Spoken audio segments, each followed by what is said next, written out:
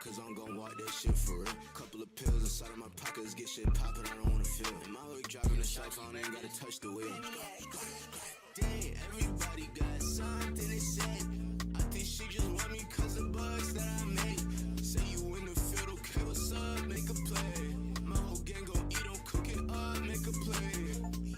Got money, I need more. Where that bag, I need the coordinates. I pop a perk absorbent. My gun absorb organs. They call me the villain, bitch. I got some dark origins. My diamonds big as oranges. Can't afford this shit. Bless your soul, niggas. Yeah, I don't like hoe niggas. Yeah, I don't like bro. Matter of fact, fuck that. I don't like no niggas. Them boys fall like clothes. How you broke it? Got no goals. I sit walkie by the goal. Still don't let nobody close. I'm just laughing at all of these niggas, cause you fucking comedy. Niggas broke like where your dollars be. You wonder why your bitch bothered me. Hey, yeah, I might shake your hand, but I don't fuck with you in all honesty. Still ain't drop no album yet, and labels wanna talk to me.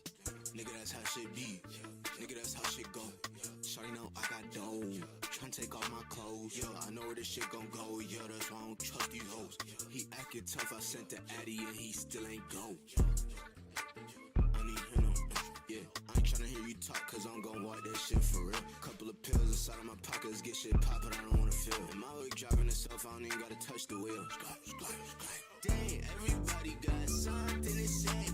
I think she just want me cause the bugs that I made. Say you in the field, okay, what's up, make a play. My whole gang gon' eat, don't cook it up, make a play. What is up? We're live! Back again. With a new game. Well, new to me. I've never played it. I don't know much about it. One of my buddies shot it to me, and I've never heard of this game. Maybe a little bit? While I was looking for a thumbnail, some of the characters looked familiar. Maybe from some memes or something, but that's about it. What is this? Good question. I'd love to know. Are we good to open that? Oh, let me close that. I said let me close that. Yeah. Yeah, buddy. What up, Supercharged Dodge? Good to have you, gang. Good to have you. Gosh, it's happening again. 1 second. With me till then? Dude, sounds good, homie. Oh. I assume F11, full screen. Yeah. Why is it doing... Oh, I'm having so many issues with my streams. Let me know if it's got bad quality. I've been trying to fix it, and I have not fixed it. Clearly, but... Individuals suffering from anxiety or depression may not have a safe experience playing this game. For content warnings, please visit... Doki. Holy shit, they're like serious. I didn't realize it was that deep. By playing Doki Doki Literature Club, you agree that you're at least 13 years of age, and you consent to your exposure of highly disturbing content? What am I playing?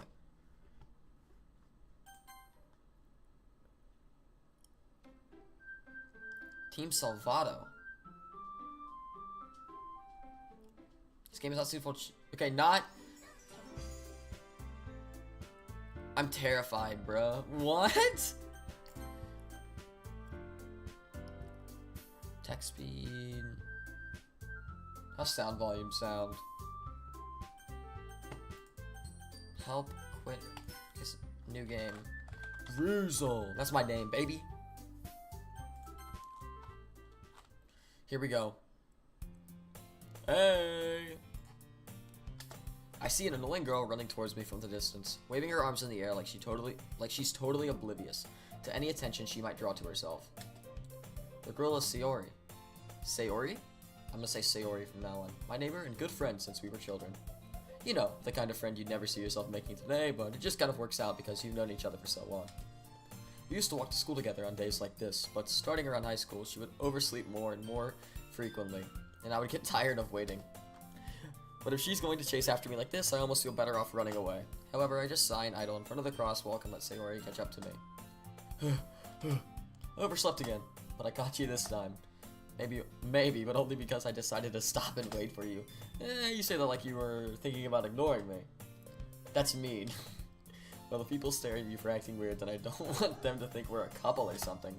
Fine. But you did wait for me after all. I guess you don't have it in you to be mean to me even if you want to. Whatever you say, Sayori. We cross the street together and make our way to school. As we draw near the streets, become increasingly speckled with other students making their daily commute.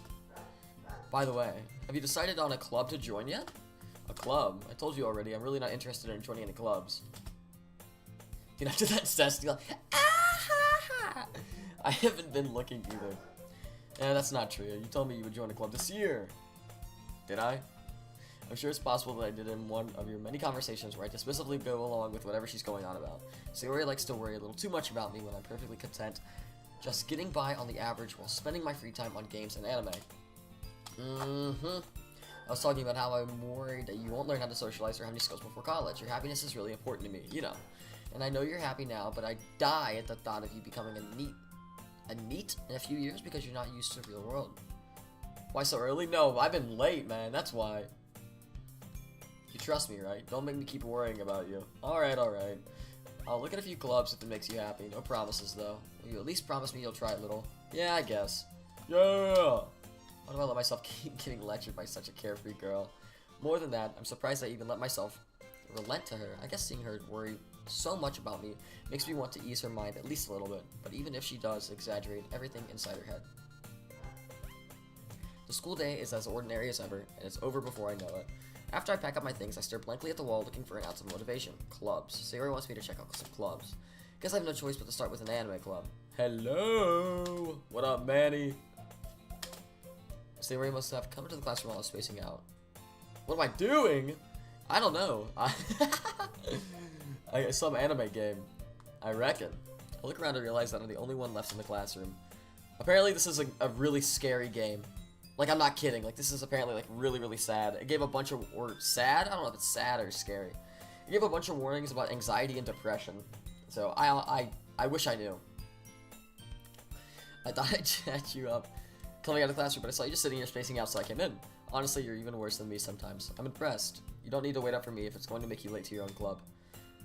Well, I thought you might need some encouragement, so I thought you know. Nah, man. She's laughing. She's laughing. Well, that can be... You come to my club, Sayori. Yeah? There's no way I'm going to your club. Ooh, me nah. Sayori is the vice president of the literature club. Not that I was ever aware. Oh, that's in the title. Doki Doki Literature Club.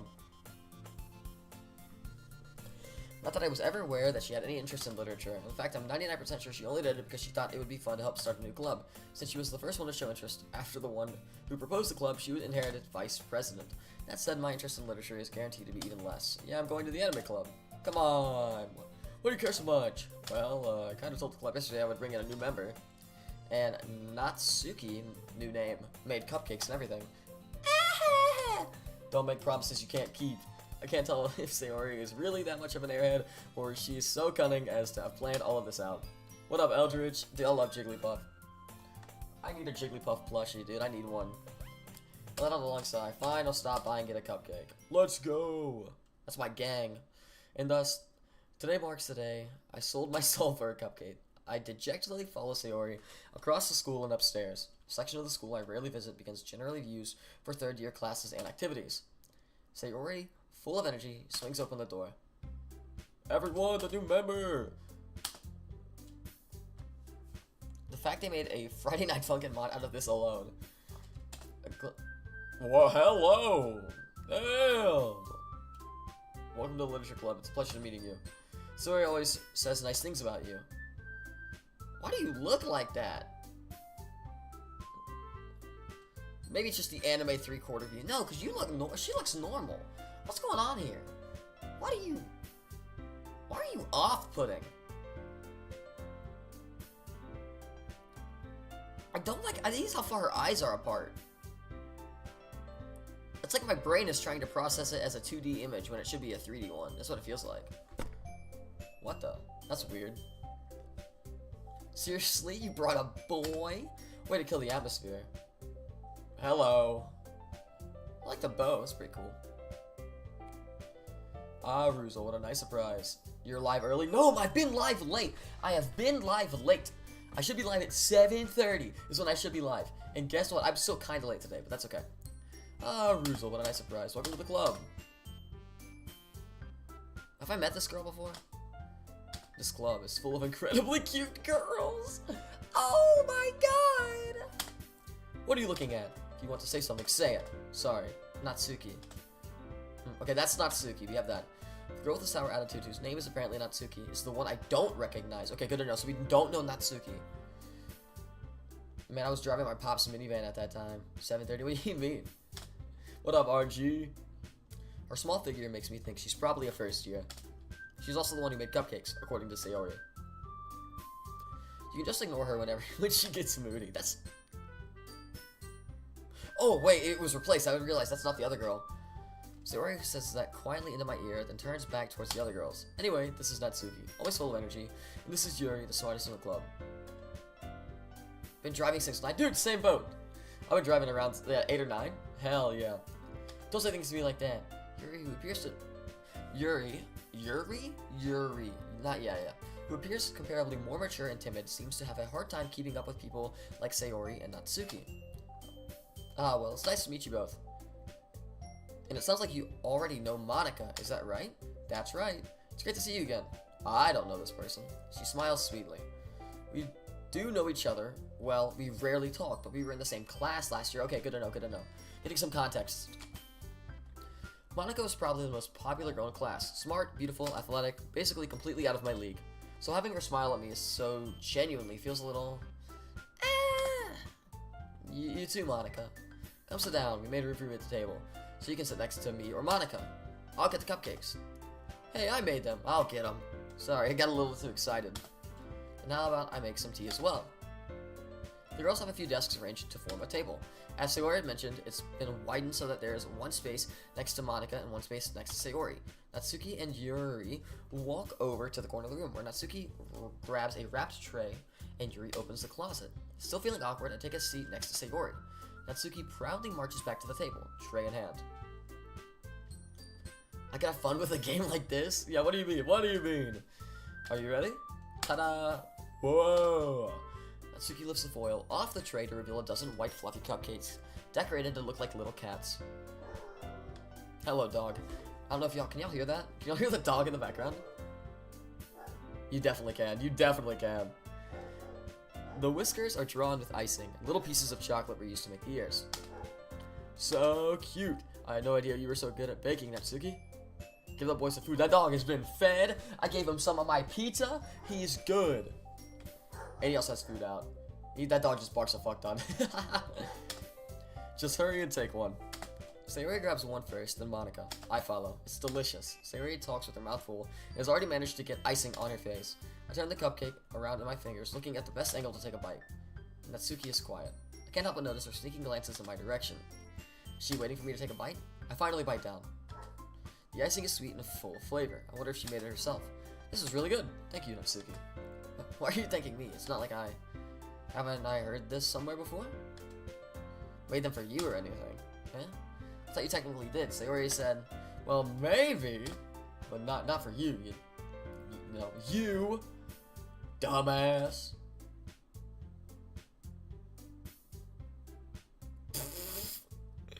Uh-oh. I'm going to hope to God that they're all seniors and they're all 18. I give up on Natsuki's weird logic and dismiss the conversation. I like the purple-haired one's design the best. I'm gonna pray. Yuri returns to the table, carrying a tea set. She carefully places a teacup in front of each of us before setting down the teapot next to the cupcake. You keep a whole tea set. I think I just like purple, actually. I take that back. I literally just like purple. It could have been anyone, bro. Oh, you're gonna like her, you think? You keep a whole tea set in the classroom? Don't worry, the teachers gave us permission. Oh god, Jason. What, dude? Also, what's up, Jason? Dude, it's good to have you again, bro. After all, doesn't a hot cup of tea help you enjoy a good book? Ah, I guess. Don't let yourself get intimidated. Yuri's just trying to impress you. Ooh! That's not insulted. Yuri looks away. I meant that, you know. I believe you. Well, tea and reading might not be a pastime for me, but at least I enjoy tea. I'm glad. Yuri faintly smiles to herself in relief. Monika raises an eyebrow, then smiles at me. So, what made you consider the literature club? I was afraid of this question. Something tells me I shouldn't tell Monika that I was practically dragged here by Sayori. What did we read at the club? Ooh, Akira. We're definitely reading Akira. That's a great book. Great starter literature for kids. Definitely put it on with like your 8-year-old like nephew. Definitely put it on. Definitely do that.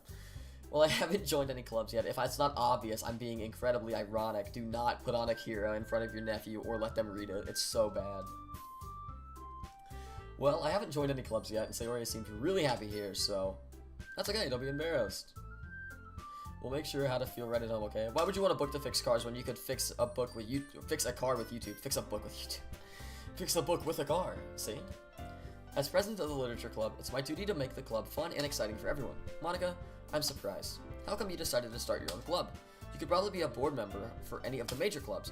Were you the leader of the debate club last year? Well, you know.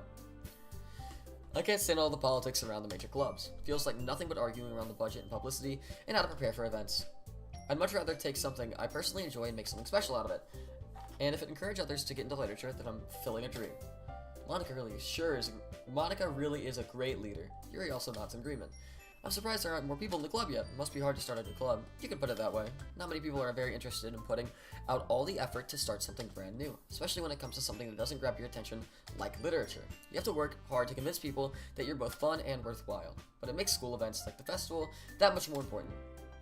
I'm confident that we can all really grow this club before we graduate. That's what I say. If you guys are paying people to like for information about cars, you shouldn't be. YouTube exists. Right, everyone? Yeah, we'll do our best. You know it. Everyone enthusiastically agrees.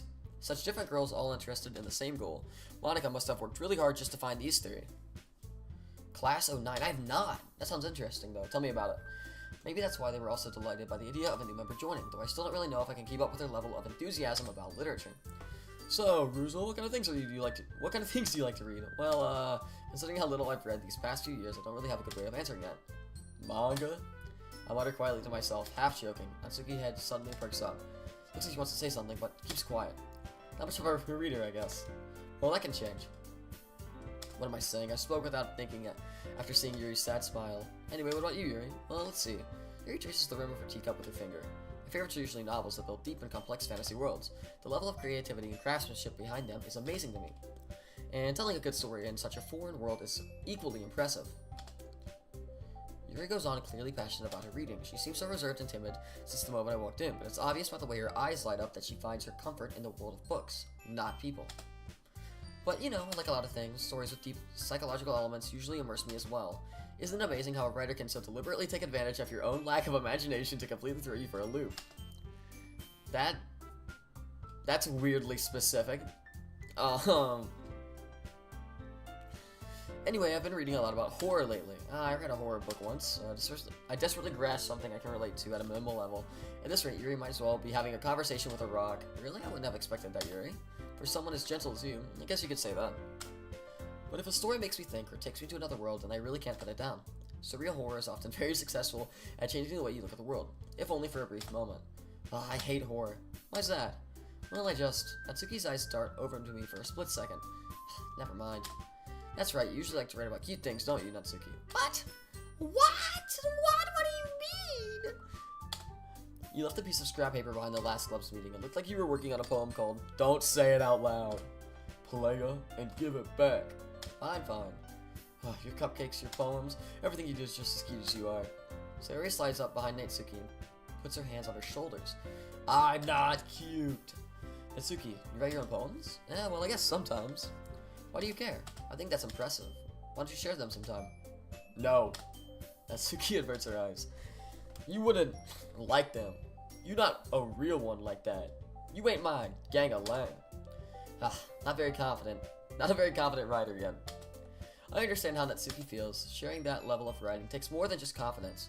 The truest form of writing is writing to oneself.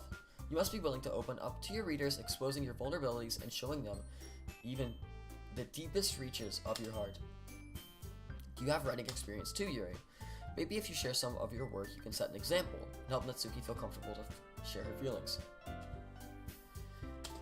I guess it's the same for Yuri. Oh, I wanted to read everyone's poems. We all sit in silence for a moment. Okay, I have an idea, everyone.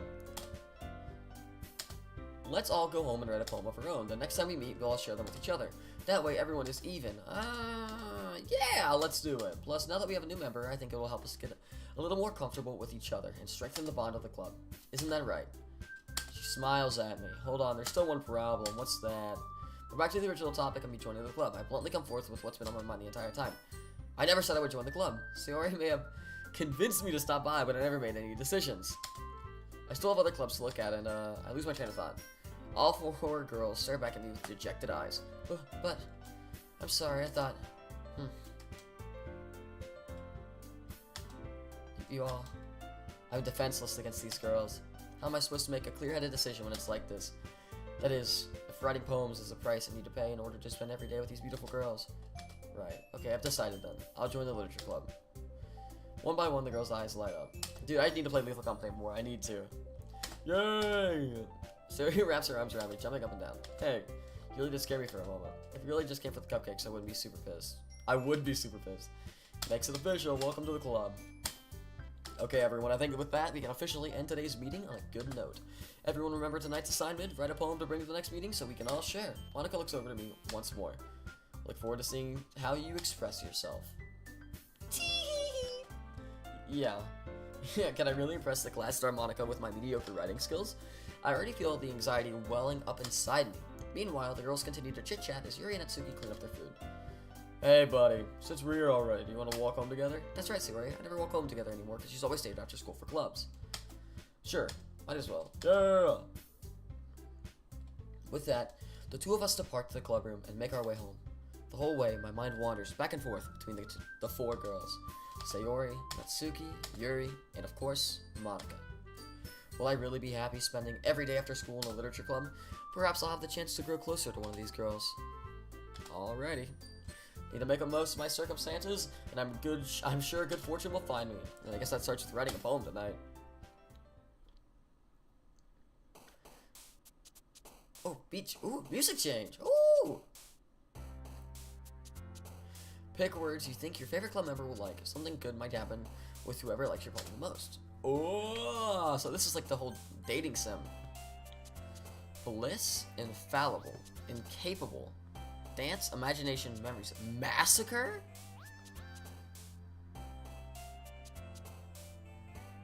Eternity. Blank in what? Who? Yuri is massacre? Hurt. That's it feels like promise. That's gotta be Natsuki. What? Ribbon. That's no wait. Ribbon. Melody. Crimson. Nibble. Shopping. Awesome. Secretive. Yeah. Boop. That's gotta be Natsu. Wait a minute. Where's Monica? We have Sayori, Natsuki, and Yuri. Where's Monica? Is she that far out of my league? Hair. I would argue. Frightening. I'm going for Yuri. Tragedy. No! What do you mean? Defeat. You're lying, bro. You're lying. Uncanny. Horror. Yes. Yes. Here we go. Here we go. Here we go. Sadness. No! That should be Yuri. She's not sad. Dark.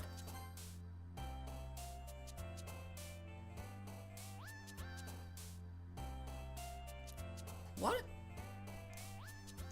What is this implying? Vitality.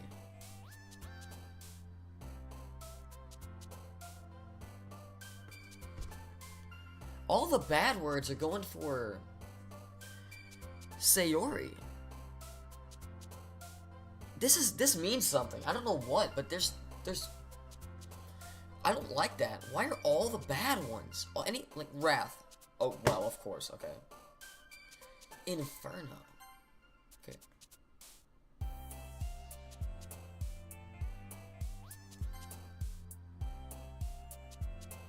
Fear. Fear, like fear. It's anything like disown. Okay, well. Lust.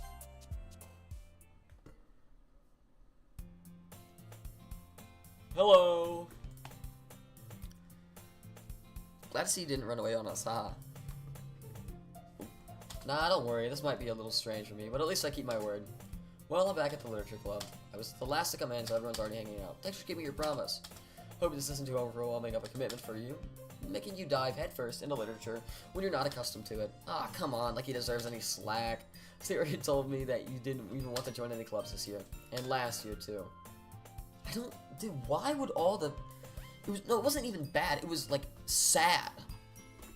All the sad words went to Sayori. I don't know if you plan to come here just to hang out or what, but if you don't take us seriously, then you won't see the end of it. That's Natsuki. You certainly have a big mouth for someone who keeps her manga collection in the club room.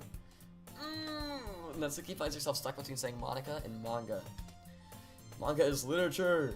Oh! Don't worry, guys. Drews always gives the best, as long as he's having fun.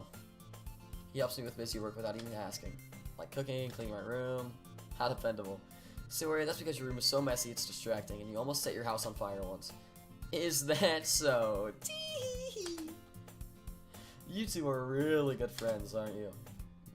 I might be a little jealous. How come? You and Russell can become good friends too. Sayori. As usual, Sayori seems oblivious to the weird situation she just put me into. Oh, Yuri even brought you something today, you know? Wait, Sayori, me? Not really. Don't be shy. It's really nothing. What is it? Never mind. Sayori made it sound like a big deal when it's really not. What do I do? Yeah, I'm sorry, Yuri. I wasn't thinking. I guess that means it's up to me to rescue the situation. Hey, don't worry about it. First of all, I wasn't expecting anything in the first place. Epic, I need to know who's over 18. First of all, I wasn't expecting anything in the first place. So any nice gestures from you is a pleasant surprise. It'll make me happy no matter what. Is that so? Yeah, I won't make a big deal of it if you don't want it to be. Alright, well, here. Yuri reaches into her bag and pulls out a book. I didn't want you to feel left out, so I picked out a book I thought you might enjoy. No one is good. Good, I ain't said nothing. It's high school? Well, you could be 18 in high school. That's possible. It's like, I'm not gonna argue that, like, it's not weird as fuck, but that is also a possibility. I really like Yuri's character design. It's a short read, so it should keep your attention, even if you don't usually read. And we could, you know, discuss it if you wanted.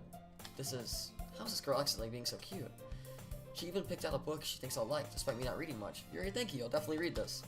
I enthusiastically take the book. Phew. Well, you can read it at your own pace. Look forward to hearing what you think. What's up, Epic Face? But that doesn't seem to be the case.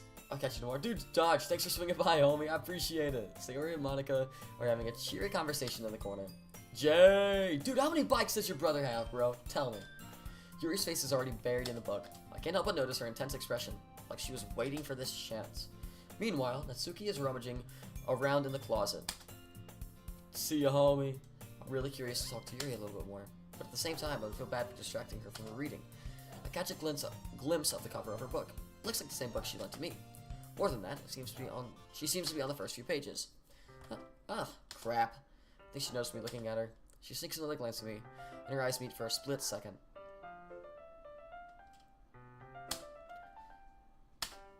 But that only makes her hide her face deeper in her books. Sorry, I was just spacing out. I muttered this sensing I made her uncomfortable.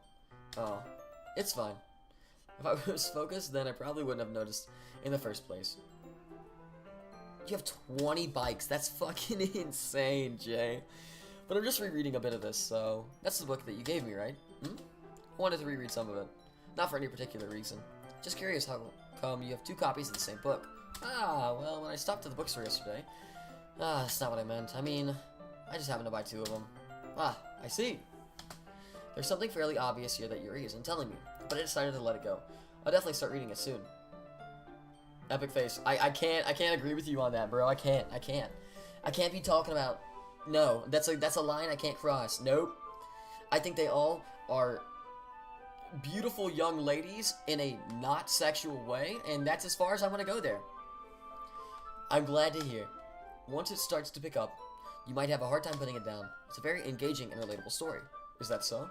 Jay, I didn't expect it either, but I had it in my Steam library. I didn't even remember getting this game.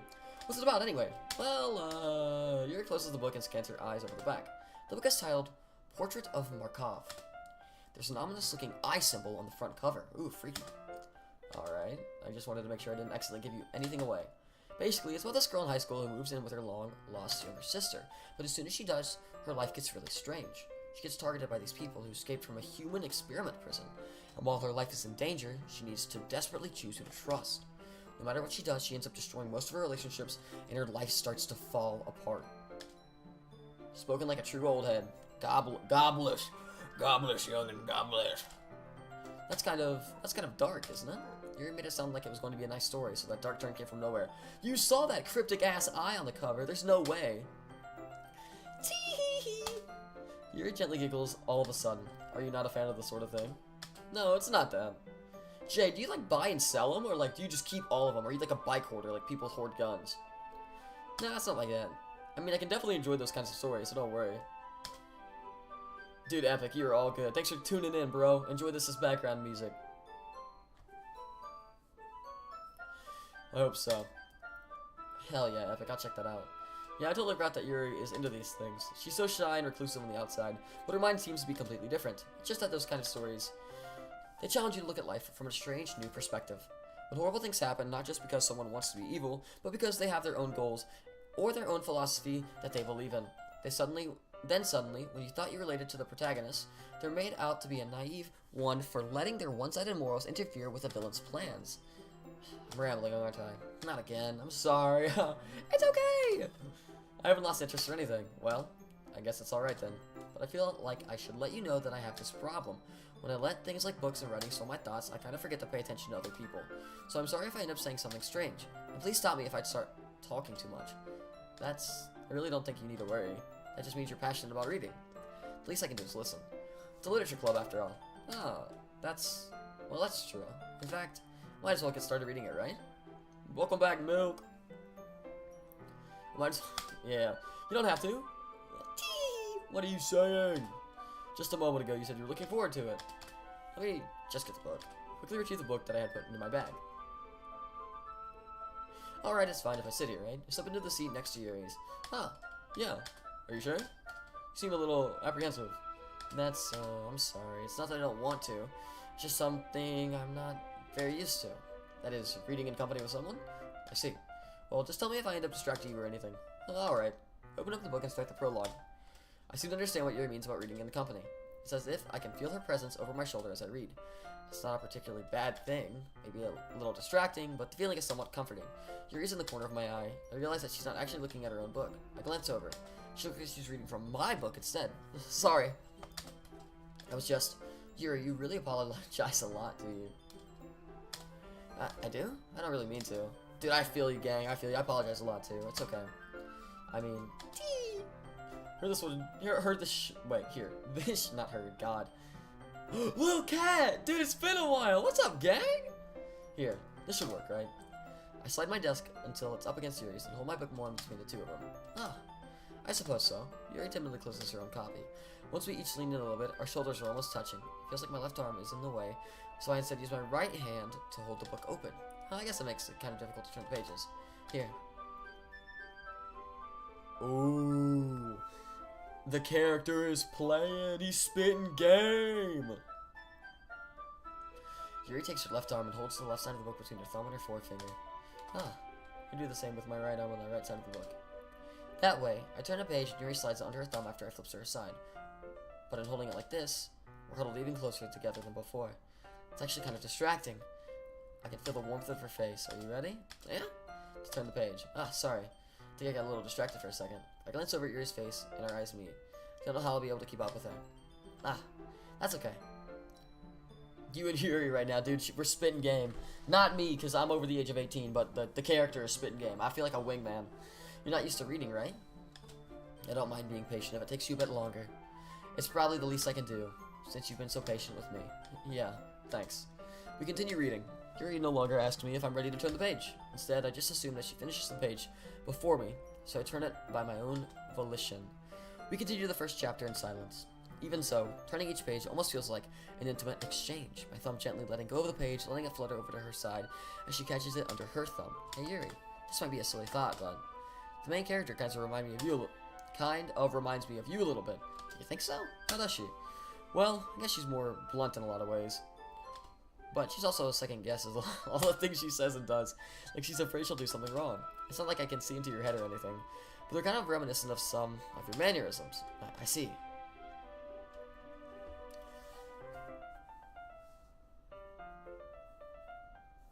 Break the windows, burn the books. What? But that's probably a terrible thing to have in common with her. That's so embarrassing that you think that. What? I didn't mean it in a bad way. Sorry, I didn't realize that you're so self-conscious about that sort of thing. I guess I more meant that it's kind of cute. Ah. What are you saying all of a sudden? Okay, everyone. No, quit spitting game! What up, Jojo? Thanks for swinging by, homie. It's really good. I legit don't know anything about it, so we're gonna be doing it together.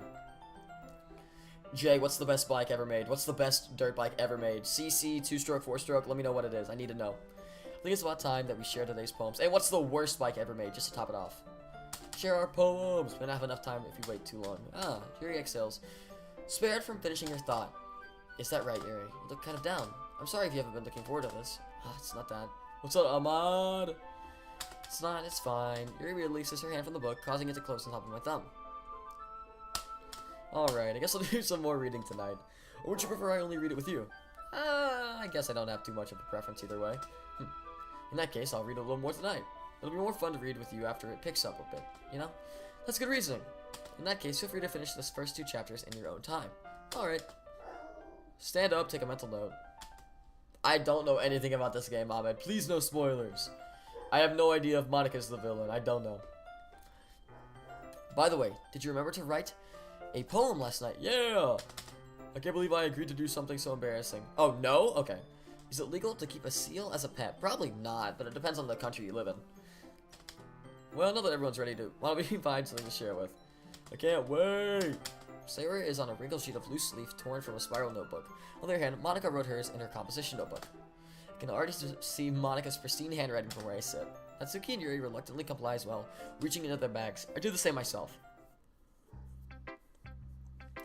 Who should I show my poem first? Well, it was for Yuri. Yuri seems the most experienced, so I should start with her. I can trust her opinions, to be fair. As Yuri reads the poem, I notice her eyes lighten. Exceptional. Huh? What was that? Did I say that out loud? Oh, no. He's going to hate me.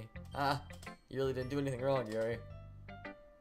Why am I buffering? It's the stream. It's the stream. Don't worry. I have to fix it. I don't know what's wrong with it. I need to fix it. I'll fix it at the end of this stream. We'll try and diagnose it. Don't let me end stream without diagnosing what's wrong. Eh? I guess you're right. What am I getting so nervous for? Yuri takes a breath. So, what kind of writing experience do you have? Your use of imagery and metaphors indicates you've written a lot of poetry before. Thanks. This is actually my first time. What? Yuri stares at me blankly, then looks at my poem again. Well, I know that. I just meant,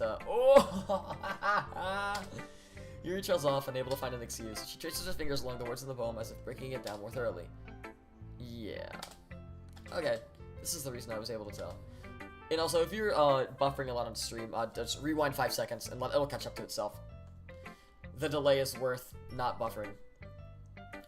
It's just that there are specific writing habits that are usually typical of new writers, and having been through that myself, I kind of learned to pick them up. The most noticeable thing I recognize in new writers is that they try to make their style very deliberate. In other words, they tend to pick a writing style separate from the topic matter, and they form fit the two together. The end result is that both the style and the expressiveness are weakened.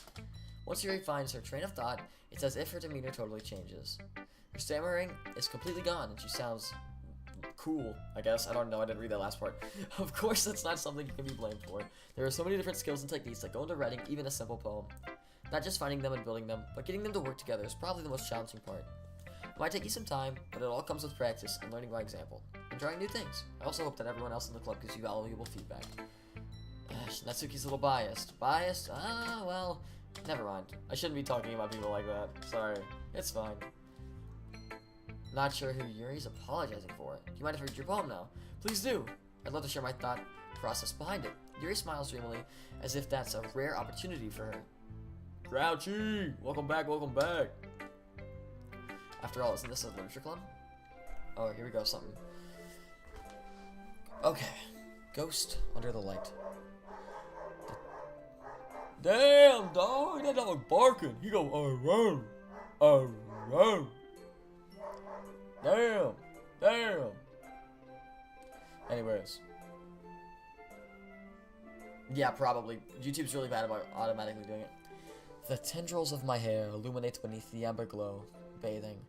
It must be this one, the last remaining streetlight to have withstood the test of time. The last yet to be replaced by the sickening blue-green hue of the future. I bathe. Calm, breathing air of the present, but living in the past. The light flickers. I flicker back. Man, that's beautiful. I'm sorry I have such terrible handwriting. What? I wasn't thinking of that at all. But it's taking you a long time to read.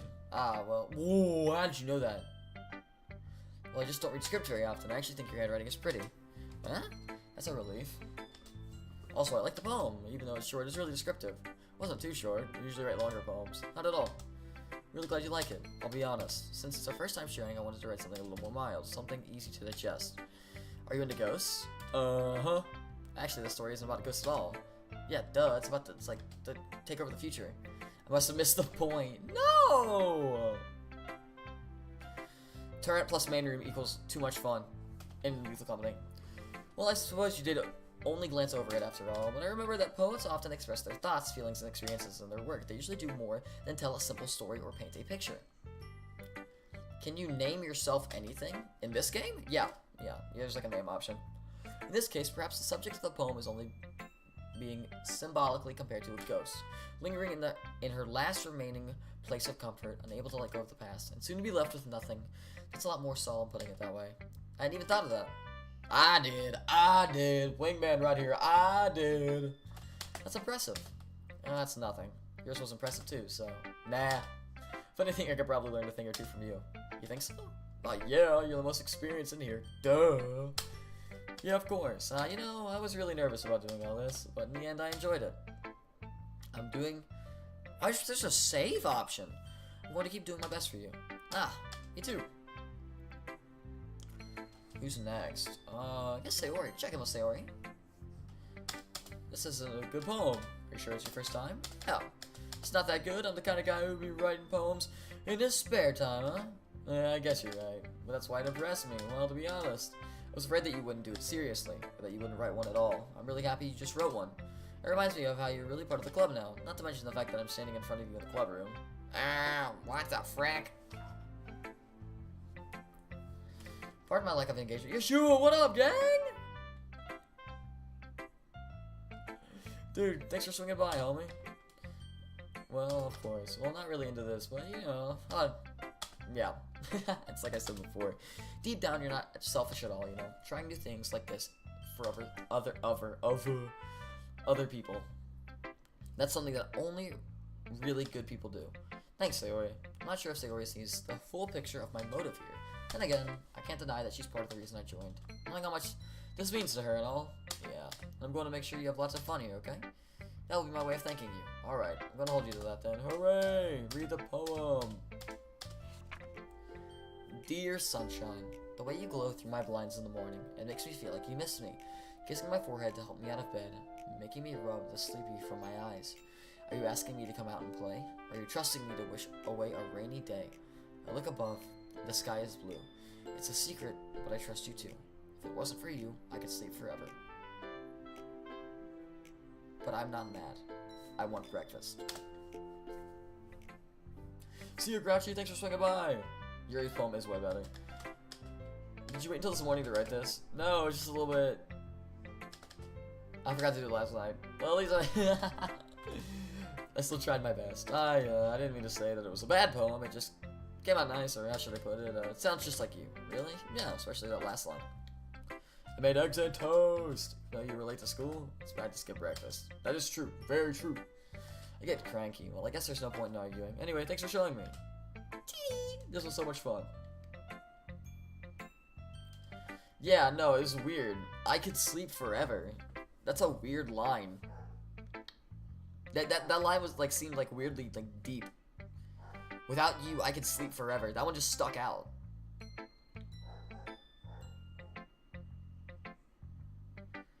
Everything else was like so like choppy and like Like a lighthearted.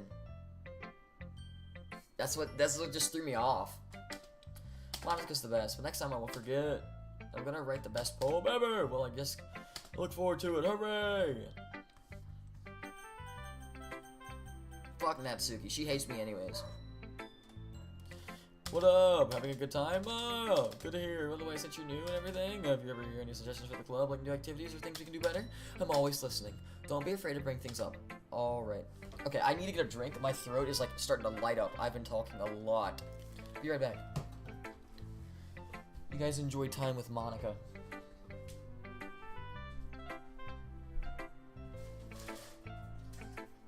Oh yeah, baby. Oh yeah, baby. You know what that sound is? That's an Arizona calling my name. Like a Ford F-150, a 12-pack of Busch Light, and car keys. Some things just go together.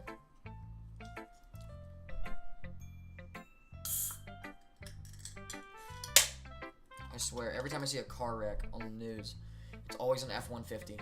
Always, bro. Always.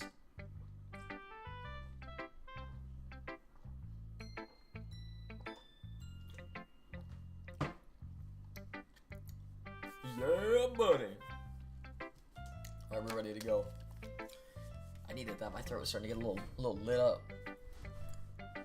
Alright, I'll keep that in mind. Of course, I'll be afraid to bring things up. I'm much better off just going with the flow until I'm more settled. Anyway, want to share a poem with me? It's kind of embarrassing, but I guess I have to. Don't worry, we're all a little embarrassed today, you know. But it's that sort of barrier that we all learn to get past soon. Yeah, that's true. Great job. I was going, ooh, in my head while reading it. It's really metaphorical. I'm not sure why, but I didn't expect you to go for something so deep. I know why. I'm winging my boy up. I'm winging Ruzel Jr. up, dude. Little mini-me up here, bruh. We're gonna get him some play. I'm a wingman for a clone of myself. That's weird. Maybe not. Never mind. That's kind of weird. Ruzel Jr., bro. Little Ruzel Jr. down here. He's still in high school. He's still in high school. I'm helping him spit game. I guess I underestimated you. It's easiest for me to keep everyone's expectations low. That's why I always put in some effort. That's not very fair. Well, I guess it worked anyways. You know that Yuri likes this kind of writing, right? Writing that's full of imagery and symbolism. Unlike Sayori, who likes using simple and direct words to describe happiness and sadness. Yuri likes it when your readers are left to derive their own meaning out of it. It's very challenging to write like that effectively. Both allowing people to get something out of it just by feel. Honestly, like, if you're gonna copy someone, you copy whoever's the best. Duh. Like, that's why, like, also why I copied Yuri. If you're gonna try and make a poem sound good, you're gonna make it sound like Yuri's poem, not like Sayori's. Or Natsuki's. Or letting them deeply analyze all of the nuances. It can take years of practice, which I'm assuming Yuri has at this point. I never really asked, though. I'm sure I'm nowhere near her level yet. Don't worry much about that. You do your own thing. Just keep exploring and learn by trying new things. Yes, ma'am. I'm sure I'll end up trying different things a lot. It can take a while before I feel comfortable doing this. That's okay. I'd love to see you try new things. Stream delays non-existent. That's good. That's good. I am having issues actually, which is pretty insane, but we're still doing really well on quality. That's the best way to find the kind of style that suits you. Everyone else might be a little biased towards their own kinds of styles, but I'll always help you find what suits you the most. So don't force yourself to write the way everyone else wants you to write. It's not like you have to worry about impressing them or anything. I got you. I got you. Anyway, do you want to read my poem now? Don't worry, I'm not very good. You sound pretty confident for someone who claims to not be very good. Well, that's because I have to sound confident. It doesn't mean I always feel that way, you know? I see. Well, let's read it then. Hole in wall. It couldn't have been me. See the direction the spackle protrudes. A noisy neighbor. An angry boyfriend. I'll never know. I wasn't home. I peer inside for a clue. No, I can't see. I reel, blind, like a film left out in the sun. But it's too late. My retinas, already scorched with a permanent copy of the meaningless image. It's just a little hole. It wasn't too bright. It was too deep. stretching forever into everything, a hole of infinite choices. I realize now that I wasn't looking in, and I was looking out, and he, on the other side, was looking in. What the fuck? So what do you think? It's very freeform, if that's what you call it. Sorry, I'm not really the right person to ask for feedback. It's okay. Yeah, that's the kind of style that's gotten pretty popular nowadays. That is, what are you speaking about, woman? When performed out loud, it can be really powerful. What was the inspiration behind this one? Well, I'm not sure if I know how to put it. I guess you could say that I had some kind of a epiphany recently. It's been influencing my poems a bit. An epiphany? Yeah, something like that. I'm kind of nervous to talk about deep stuff like that because it's kind of coming on strongly. Maybe after everyone is better friends with each other. Anyway, here's Monica's writing tip of the day. Sometimes when you're writing a poem or a story, your brain gets too fixated on a specific point. If you try so hard to make it perfect, then you'll never make any progress. Just force yourself to get something down on paper and tidy it up later. That's actually really good advice with writing an essay or anything. That's really good advice. If you keep your pen in the same spot for too long, you'll just get a big dark puddle of ink. So just move your hand and go with the flow. That's my advice for today. Thanks for listening. Hey, that's Wise Words with Ruzel. Wise Words with... Hey, hook y'all up. From Monica. Ruzel, if you're not going to take this club seriously, then go home. What? Harsh. What do you expect me to believe? You actually put effort into this? Do you think I'm stupid? I'm not a writer. Maybe it's not very good, but I put in effort. We all start somewhere. If you're still proud of the first poem you ever wrote, then I'd like to read it. Painful to think about. Fine. Well, sorry. You'll get better anyway. I tell you what to improve, but you're better off just trying again. Fair enough. Well, each their own, I guess. Anyways, I guess I gotta share mine now. Knowing you'll probably think it's stupid. Eagles can fly, monkeys can climb, crickets can leap, horses can race, owls can seek, cheetahs can run, eagles can fly, people can try, but that's about it. Kind of fire. Kind of some bars right there, actually. Yeah, I told you that you weren't going to like it. I like it. What? Just be honest. I am. Why are you so convinced that I wouldn't like it? Well, because everyone in high school thinks the writing has to be all sophisticated and shit, so people don't take my writing seriously. But it isn't the point of poems for people to express themselves. Your writing wouldn't make your message any less valid. Exactly. I like it when it's easy to read, but it hits you hard. Like in this poem, seeing everyone around you do great things can really be disheartening. So I decided to write about it. Yeah, I understand. But the other nice thing about simple writing is that it puts more weight on the wordplay. Like I set up for the rhyme at the end, but then made it fall flat on purpose.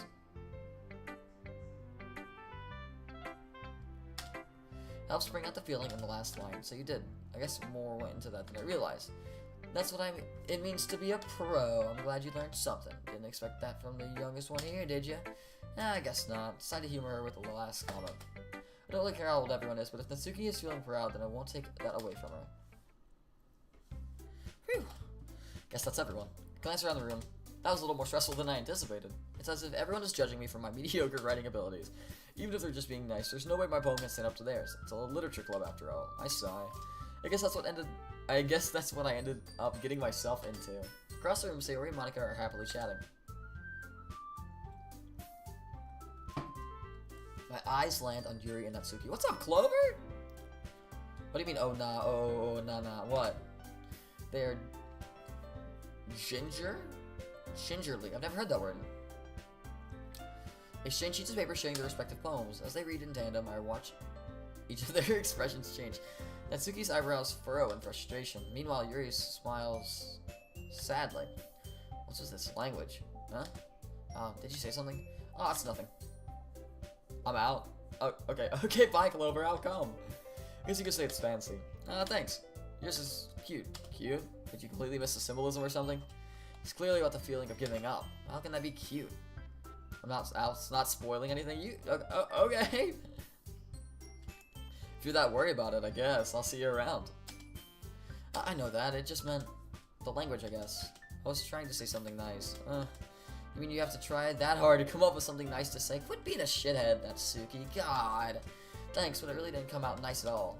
Well, I do have a couple suggestions. If I was looking for suggestions, I would have asked someone who actually liked it. Which people did, by the way. Sayori liked it, and Ruzel did too. So based on that, I'll gladly give you some holy fumble. I'll gladly give you some suggestions of my own. First of all, excuse me. I appreciate the offer, but I spent a long time establishing my writing style. Don't expect it to change anytime soon. Unless, of course, I come across something particularly inspiring. Which I haven't yet. And Ruzel liked my poem too, you know? He even told me he was impressed by it.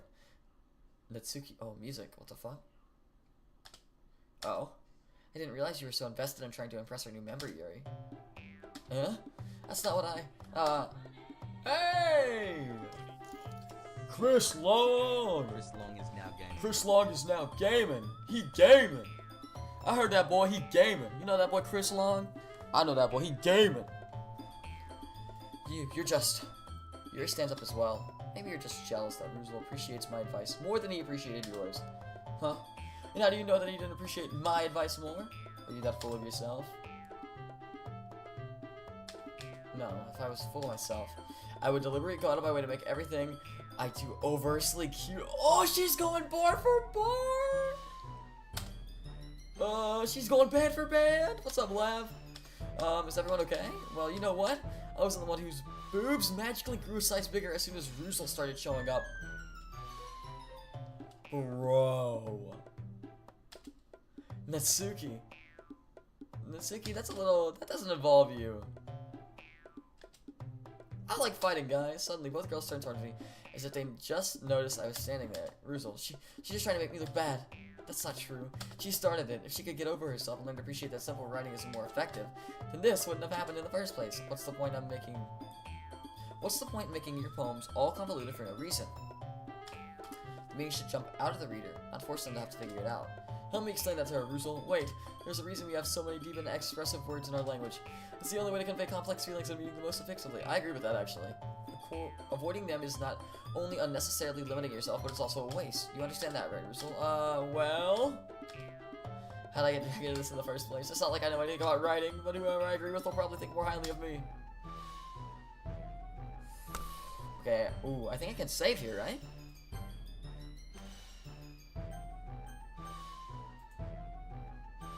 No. Return. I want to help Yuri. Natsuki. You're right. I liked your poem. See? Wait. That's not an excuse for you to be so mean. That is true. You shouldn't pick a fight because someone's opinion is different. That's not what happened at all.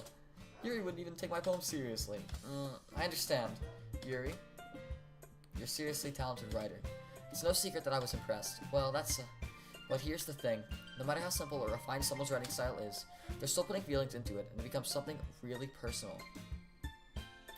All good, Lav. Hey, 30 minutes here is 30-minute dude. Thank you for swinging by, homie. That's why Natsuki felt threatened when you said her poem was cute. I see. I didn't notice that. I'm sorry. But Natsuki, you took it way too far. Yuri means well. If you told her how you felt, then this wouldn't have happened in the first place. Are you kidding? That's exactly what I did.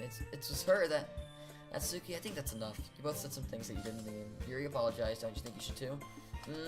Natsuki clenches her fist. In the end, nobody has taken her side. She's trapped at this point, being defiant only because she can't handle the pressure.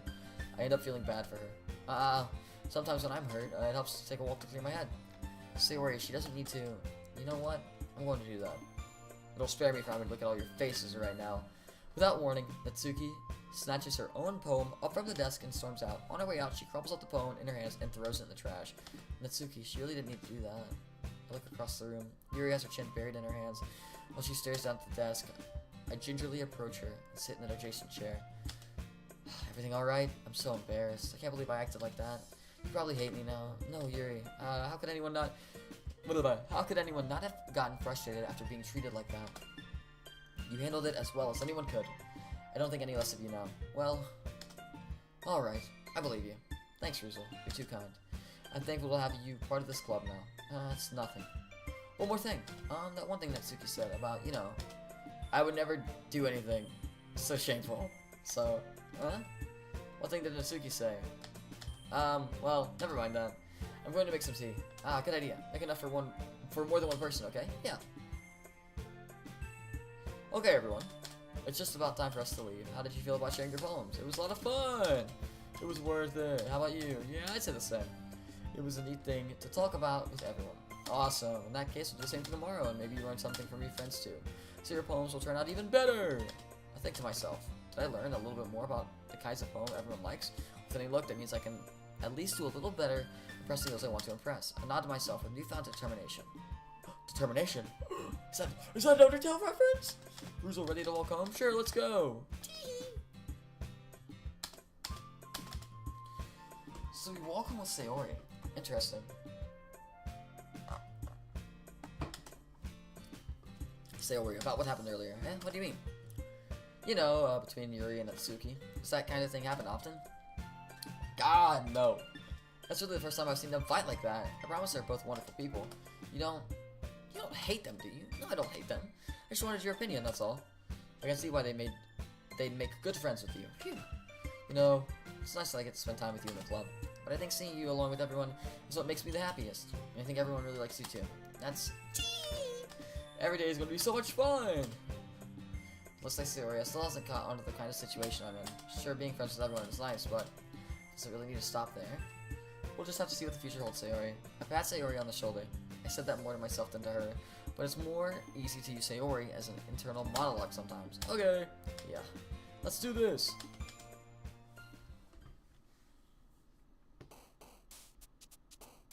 Intellectual, that's Yuri. Agonizing. Prayer. Interesting, I Sayori is religious. Pow. Lust is Sayori. Fickle, that's gonna be Natsuki. Suicide. Ah, is Yuri suicidal? Oh, misery. Scars. Broken.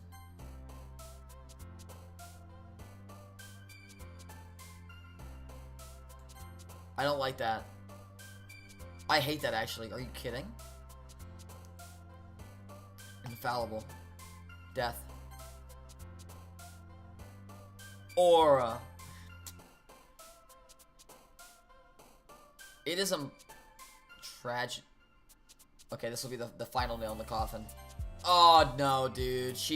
No, something. This is not gonna do good. Lavender, can you translate that? I don't know what language that is. That's probably Portuguese. What's up, DDLC? Heaven is sent.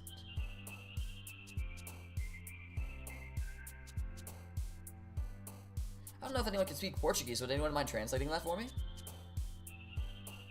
Dark. No. Joy, vacation. Philosophy. That's Yuri. Contamination. Yup. Welcome back, Supercharged Dodge. Good to have you.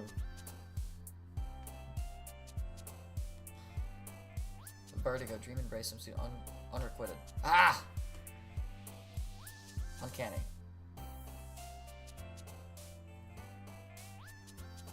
Dude, that's so cool! I have a lot of people who watch from like South America, Brazil too. Thanks for tuning in! Do you speak English? I don't know how to say that in Portuguese, I'm sorry. And I assume that's Portuguese, not Spanish, because it doesn't quite look like Spanish, but I may be dead wrong. Unrestrained. Yup. Vivacious is like full of color. I have to sneeze. I'm gonna mute my mic. Uh-oh.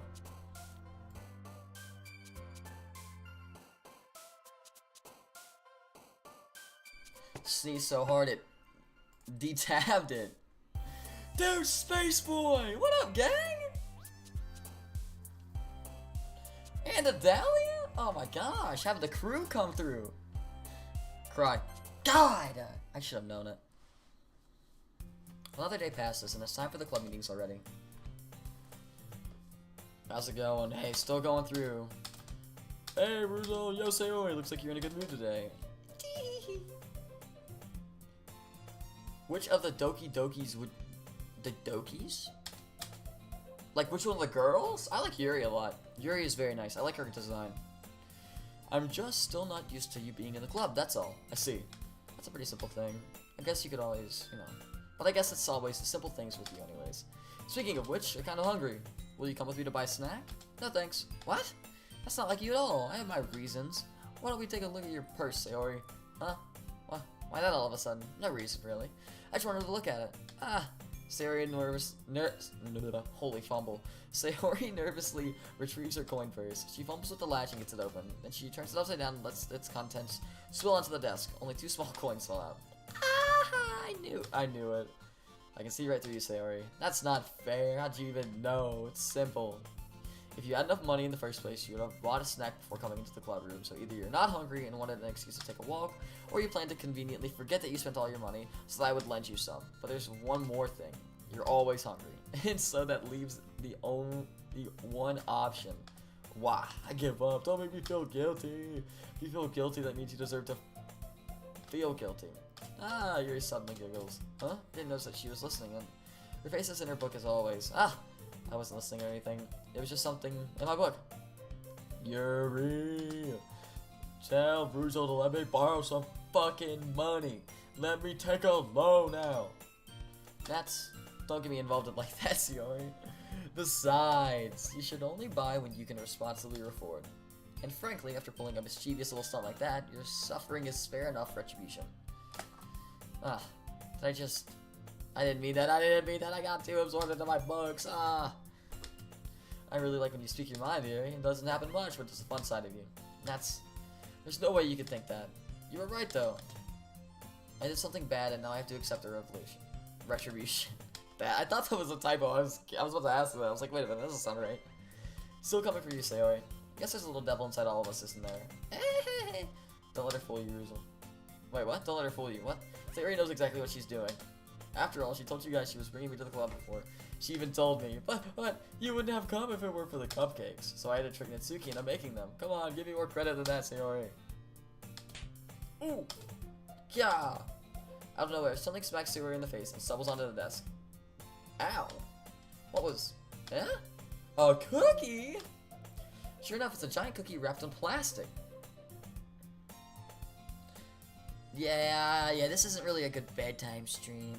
Yeah, it's okay, buddy, it's okay. Sayori glances around. Is this a miracle? It's because I paid my restitution? Retribution? Actually, that one almost worked. I was just gonna give it to you. Then I heard you blab about the cupcakes. It was totally worth seeing your reaction, though. Have a good night, laugh, for real. That's so nice of you. I'm so happy. You get any SpongeBob Magic the Gathering cards? I'm sorry, what? Sayori hugs the cookie. Jeez, just eat it. Sayori rapidly tears into the wrapper and takes a big bite. So good.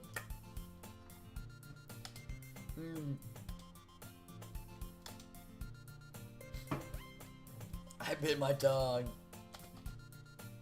You're really going through a lot over just a cookie. Natsuki takes a bite of her own cookie. Yours looks really good too, Natsuki. Can I try it? Jeez, beggars can't be choosers. But yours is chocolate! Yeah, why do you think I gave you that one? Fine, I'm really happy that you shared this one with me. Sayori gets out of her seat and goes behind Natsuki, then wraps her arms around her. Jeez, I get it. Cookie's still in hand. Natsuki reaches up to nudge Sayori off of her. Oh. Sayori suddenly leans down and takes a bite out of her cookie. Hey, did you seriously just do that? Mouthful, Sayori trots away to safety. Yuri and I laugh as well. Jeez, you're such a kid sometimes. Monica, can tell us Natsuki glances around. Monica's in the club room. Where's Monica anyway? Good question. Have any of you heard anything about her being late today? Not me. Yeah, I haven't either. That's a bit unusual. Hope she's okay. Of course she's okay. She's probably just had something to do. She's pretty popular after all. You don't think she has a... I wouldn't be surprised. She's probably more desirable than all of us combined. That's true. Excuse me? Suddenly the door swings open. Sorry, I'm super sorry. Oh, there you are. I didn't mean to be late. I hope you guys weren't worried or anything. Monica chose the club over her boyfriend after all. You're so strong-willed. But boyfriend? What on earth are you talking about? Monica quizzically glances at me. Never mind that. What held you up anyway? Well, my last period today was study hall. To be honest, I kinda just lost track of time. That makes no sense though. You would have heard the bell ring at least. I must not have heard it since I was practicing piano. Piano? I always know where you play music as well, Monica. Ah, I don't really. I kinda just started recently. I've always wanted to learn piano. That's so cool. You should play something for us, Monica. Monica looks at me. Maybe once I get a little bit better, I will. Yeah! That sounds cool. I'd also look forward to it. Is that so? Is that the case? I won't let you down, Ruzel. Monica smiles sweetly. Ah, I didn't mean any pressure or anything like that. Ah, don't worry. I've been practicing a whole lot recently, and I really love the chance to share once I'm ready. I see. In that case, best of luck. Thanks. So I didn't miss anything, did I? Ah, not really. She used to leave out Sayori's mischievous escapade. I'm sure Natsuki will end up complaining to her anyways. It looks like everyone has already settled down. Sayori somehow already finished her entire cookie. Yuri is back to her book, and Natsuki disappeared into the closet. Hey, Yuri. Huh? Ah. Suddenly noticed Yuri is reading a different book from the one we were reading before. Sorry, I didn't mean to interrupt. I'm sorry, I didn't mean to interrupt. Ah, no. I was kind of waiting for you. And if that's the case, why don't we go ahead and get started? Yes, let's. Actually, I have a request. Do you mind if I make some tea first? Not at all. Thanks very much. If there's one thing that can make my reading times here any better, it's a nice cup of tea. I need to look at the SpongeBob Magic the Gathering cards, dude. I need them. I need them. Not to mention for yourself as well. Yuri stands up and makes her way to the closet. I follow and watch as she retrieves a small water pitcher from the shelf, the kind with the filter inside. Can you hold this for a second? Sure. Yuri hands me the water pitcher and also fetches an electric kettle. I'm going to plug this in at the teacher's desk, and then we'll go get some water. She walks past me and sets the kettle down on the teacher's desk. I simply watch her movements. To my surprise, the way she moves really contrasts her speaking mannerisms, especially because of her long legs. Yuri appears elegant and methodical. Okay, may I have the water pitcher? Thanks, I'll be right back. I might as well walk with you. Yeah, why not? Shall we go then? Yeah. Where are you two off to? Eh? Yuri's gonna make some tea, so... I suddenly realize how weird it sounds to explain this to Monica. We're just filling the water pitcher. Oh, okay. Sorry, I was just a bit curious. That's kind of a one-person job, isn't it? Oh, shut up, you nerd! Oh my god! Way to cock-block a playa. That's... Monica, please mind your own business for once. Yuri! Let's go! Or do you want me to tell her there's something wrong with helping involve Russo in club activities? My mouth gapes. I suppose there's something wrong with that. Well, let's go, Russo. Oh my god. Oh my god. Yuri quickly exits the room and I follow. Once in the hallway, she suddenly puts her forehead against the wall. I spoke without thinking. How could I say something like that? Yuri, something about the way she said that. It made me feel so irritated. Where's the music? What's wrong with me? No, Yuri. I think you did the right thing. I wasn't expecting it, but it's also not right for Monica to judge people like that. Ruzel, how come even when I do something bad, you're being nice to me? Because nothing that you do is bad. Nothing you do is as bad as you make it seem in your head. Nobody's perfect. We have emotions and we can't always hide them anyway. But you always amplify things in your head. Your mind turns a light rain shower into a hurricane. Huh. No. Wouldn't you hate me for something as terrible as that? Why would I hate you? I can't hate someone for having emotions.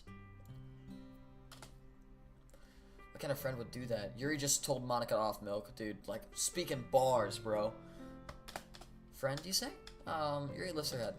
Ruzel, I really like being friends with you. Ah, thanks, Yuri. I like being friends with you too. I feel kind of awkward saying something like that, but I'm doing my best to help Yuri feel better. Anyway, yeah. Shall we go?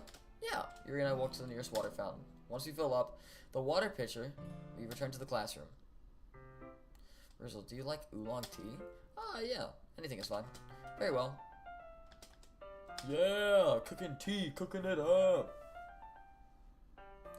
You really do this properly, don't you? Of course. Shouldn't do any less when I'm making tea for others. Even if I'm not an expert on tea or anything. In that case, you'll only be able to be even more impressed. Perhaps I will. Yuri fetches the teapot and begins measuring the tea leaves. To my surprise, she even starts humming a little to herself. You must be in a good mood now. Is that so? I was letting it show. And you noticed. I was doing a bit of thinking. And I decided that I would try expressing myself a little bit more. Turns out, it's not very hard for me to do. When it's you who's around anyway. Ah, that's great, Yuri. Just don't push yourself too much. You're always worrying about me, Ruzel. It's very endearing. Yuri wasn't kidding. I don't even know if I can keep up with this. I want Yuri pour a cup of tea for each of us. Ruzel, I have another request. Do you mind if we sit on the floor today? Why is that? It's a little bit easier on my back. I can read with my back against the wall rather than bending up my desk. Ah, sorry, I didn't realize. I just have back pain fairly regularly, so I do my best to manage it. Is that so? I wonder why that is. It's most likely because my...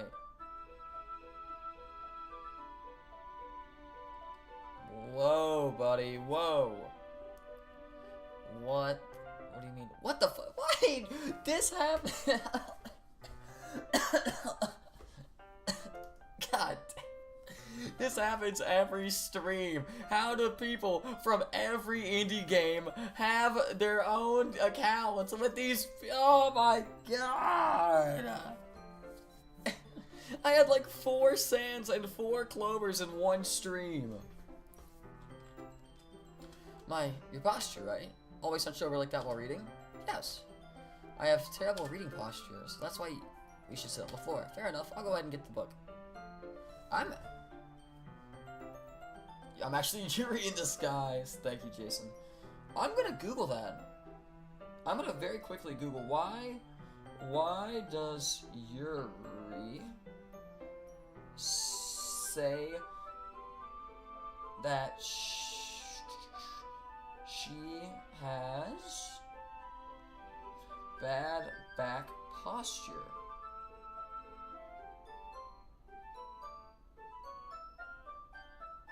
Oh my god.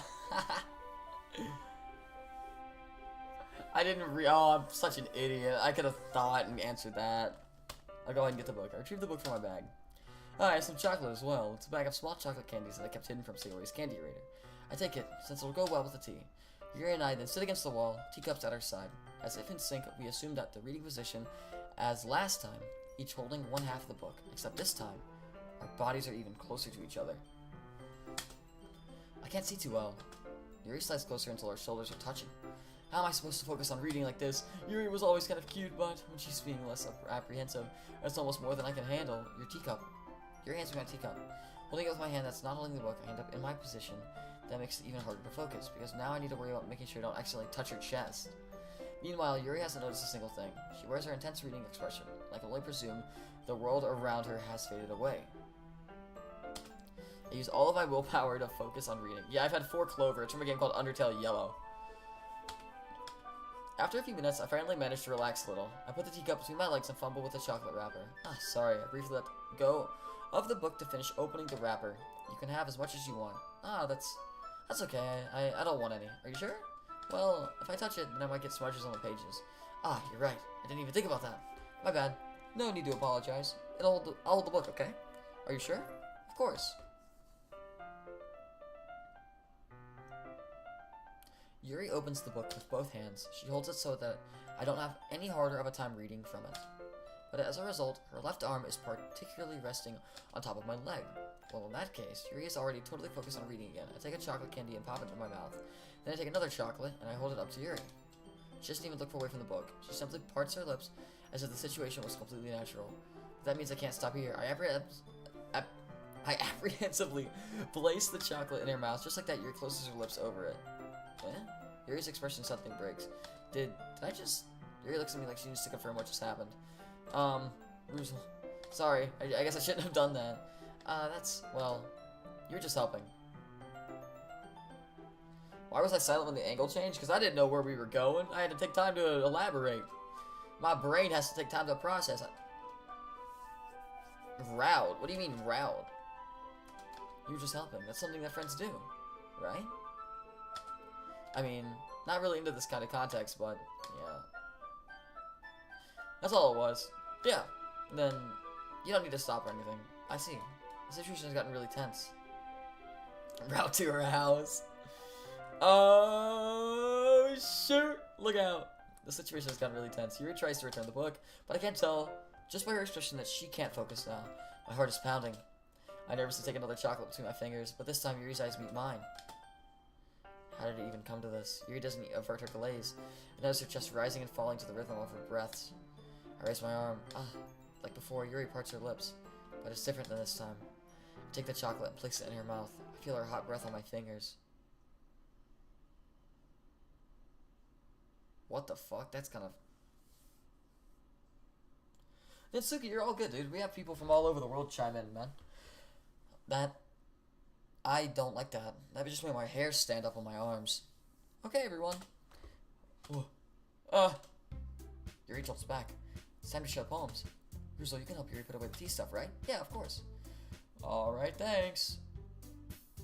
That's the first time there's been a jump cut. Why was there a jump cut there? Why does Yuri doesn't look so... Yuri looks just as scared as I am.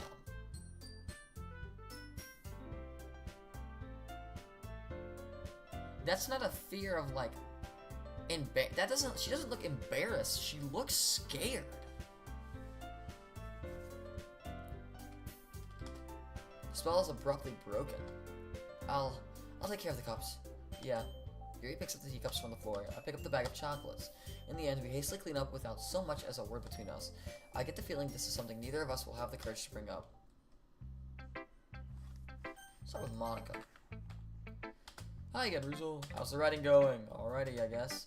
I'll take that. As long as it's not going bad. I'm happy that you're applying yourself. Maybe soon you'll come up with a masterpiece. I wouldn't count on that. You never know. Want to share what you wrote today? Sure, here you go. Give my poem to Monica. Alright, this one's good. It feels like you're not only getting more comfortable with your style, but the imagery is better than the last one I read. Just wondering, but have you been finding inspiration in Yuri's writing style? I guess so. You can't deny that she's talented. Yeah, totally. I think her poems are the most romantic. Ooh.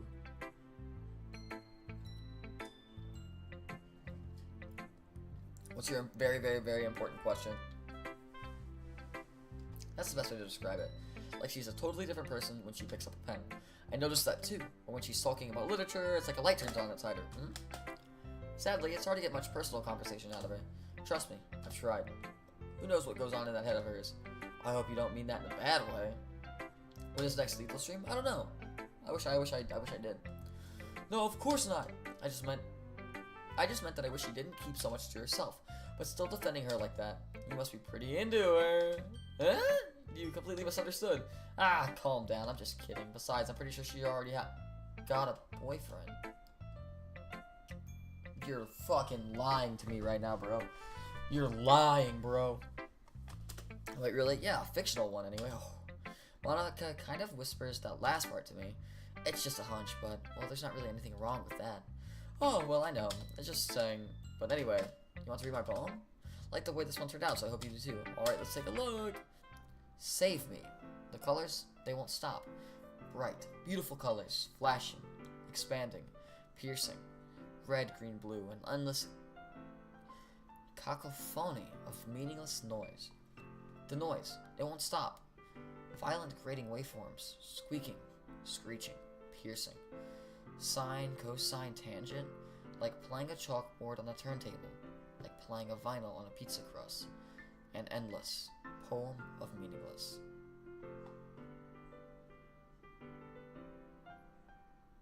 Load me. I need to make sure I scroll all the way now.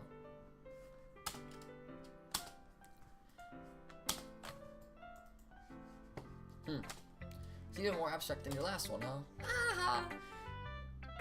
I'm hardly on Rizzo's stream. It's okay, supercharged dodge. It's okay, you're here for this one, that's what matters. I guess it's just the way I write. I'm sorry if you don't like it. Yeah, very chill stream.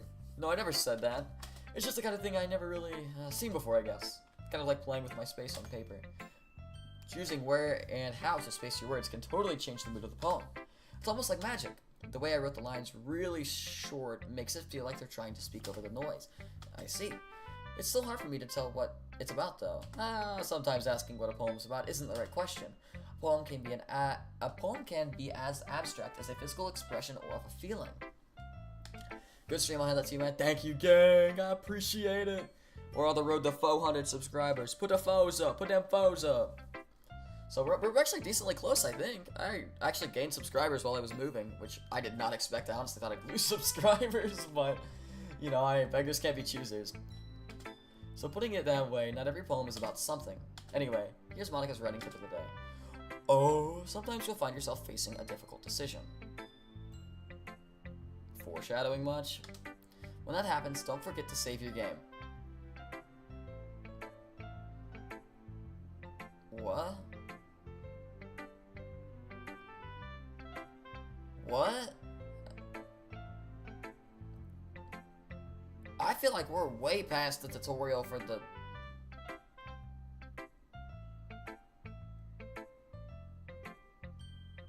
That don't make no sense. How do you know that I need to save my game?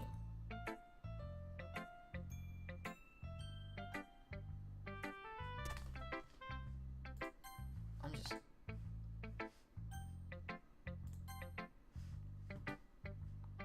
Don't spoil, don't spoil, don't spoil. Don't spoil, don't spoil. I'm not reading chat, I'm not reading chat, I'm not reading chat. God, I wish I had mods here. If there's any spoilers, please delete it, please. You never know when you might change your mind, or when something unexpected may happen. Wait, is this TP even about writing? No, it's not. What am I even talking about? That's my advice for today. Thanks for listening. Skibbity. That's the only message I've read. I just glanced over. I'm waiting for Supercharged Dodge's messages to, like, go up further so I don't accidentally read it. Ow. Hey, what was Natsuki doing in the closet? Well, I can admit that it's better than the last one. It's nice to see you're putting in some effort. Here, I got you. Thank you, Milk. Alright, it's gone, it's gone, it's gone. You're good, you're good, you're good, you're good, you're good, good. That's good. Thank you, Milk. No, you're good. I just didn't want any spoilers. Sorry, I didn't even know what you said. But I still don't like this at all. It's trying too hard to be serious. What do you mean by that? Poems don't need to be all deep sounding to express something. It's going to just sound like you're forcing it unless you really don't suck at it. Honestly, don't bother to write poems like this until you're on Yuri's level. And Natsuki stops short all of a sudden. Don't tell me. You're not just trying to impress Yuri, are you? What did you know? Keep your voice down. Welcome back, Epic Face. You know Yuri would love this kind of angsty. Just because she's a talented writer doesn't mean... looks like I'm in trouble. Fuck. I somehow struck a nerve. Though what I did is beyond me. I'm so done with you. You brought shrooms? Like Mario Mushroom? They make me taller? It's okay, Milk. It's okay. Take your stupid poem if you wrote it for someone else. Just don't show it to me. Damn! This is what I get for letting a younger girl step into my business. Unless I was a mind reader, I was destined to be in a world of pain from the start. At least Natsuki wasn't really the girl I was trying to impress in the first place. Check out Sayori. Check Sayori last. Oh, I like this one, Rizzo. It has some nice feelings in it. Ah, I'm glad. Does that mean it's better than yesterday's? Let me think. I don't know. Guess I like them both. That's not very helpful, you know. Well, I'm not very good at figuring out poems are good or bad. Oh my god! Are you kidding me right now? Butters? You're kidding. You're kidding, bro. Dude! Dude! Oh my god! It's good to see you, homie. Oh my god! No way! Dude! Always good to have you, gang. Dude, I hope everything's going well with the girl. I hope everything's going well in life for you, homie. It's been a hot second, dude. But I never forget a homie. I never forget a homie. Butters has been watching me for a while. For real, dude. Oh, it's so good to see you again, man.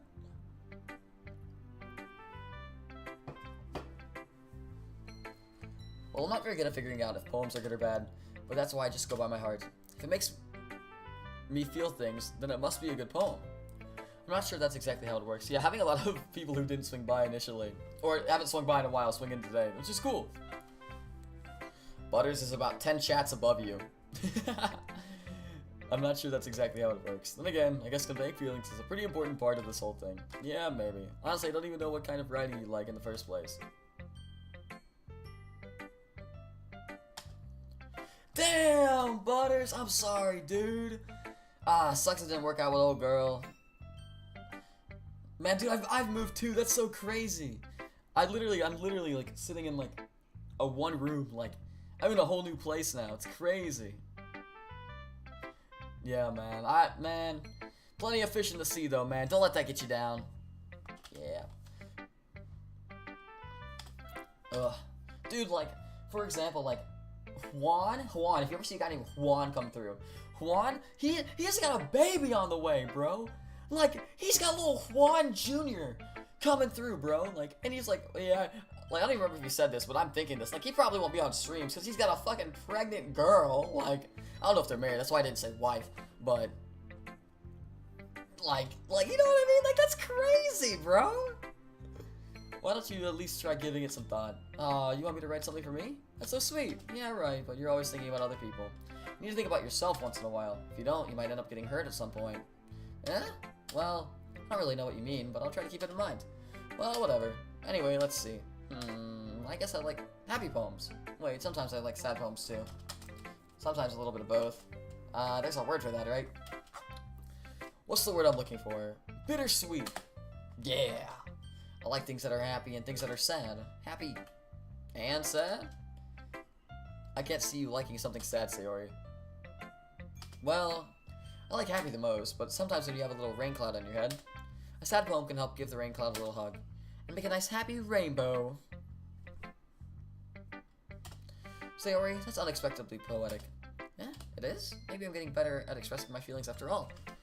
Thanks, Ruzel. I should go write that down then. You can read my poem now, okay? A little sip of this Arizona, a little sip on that drink.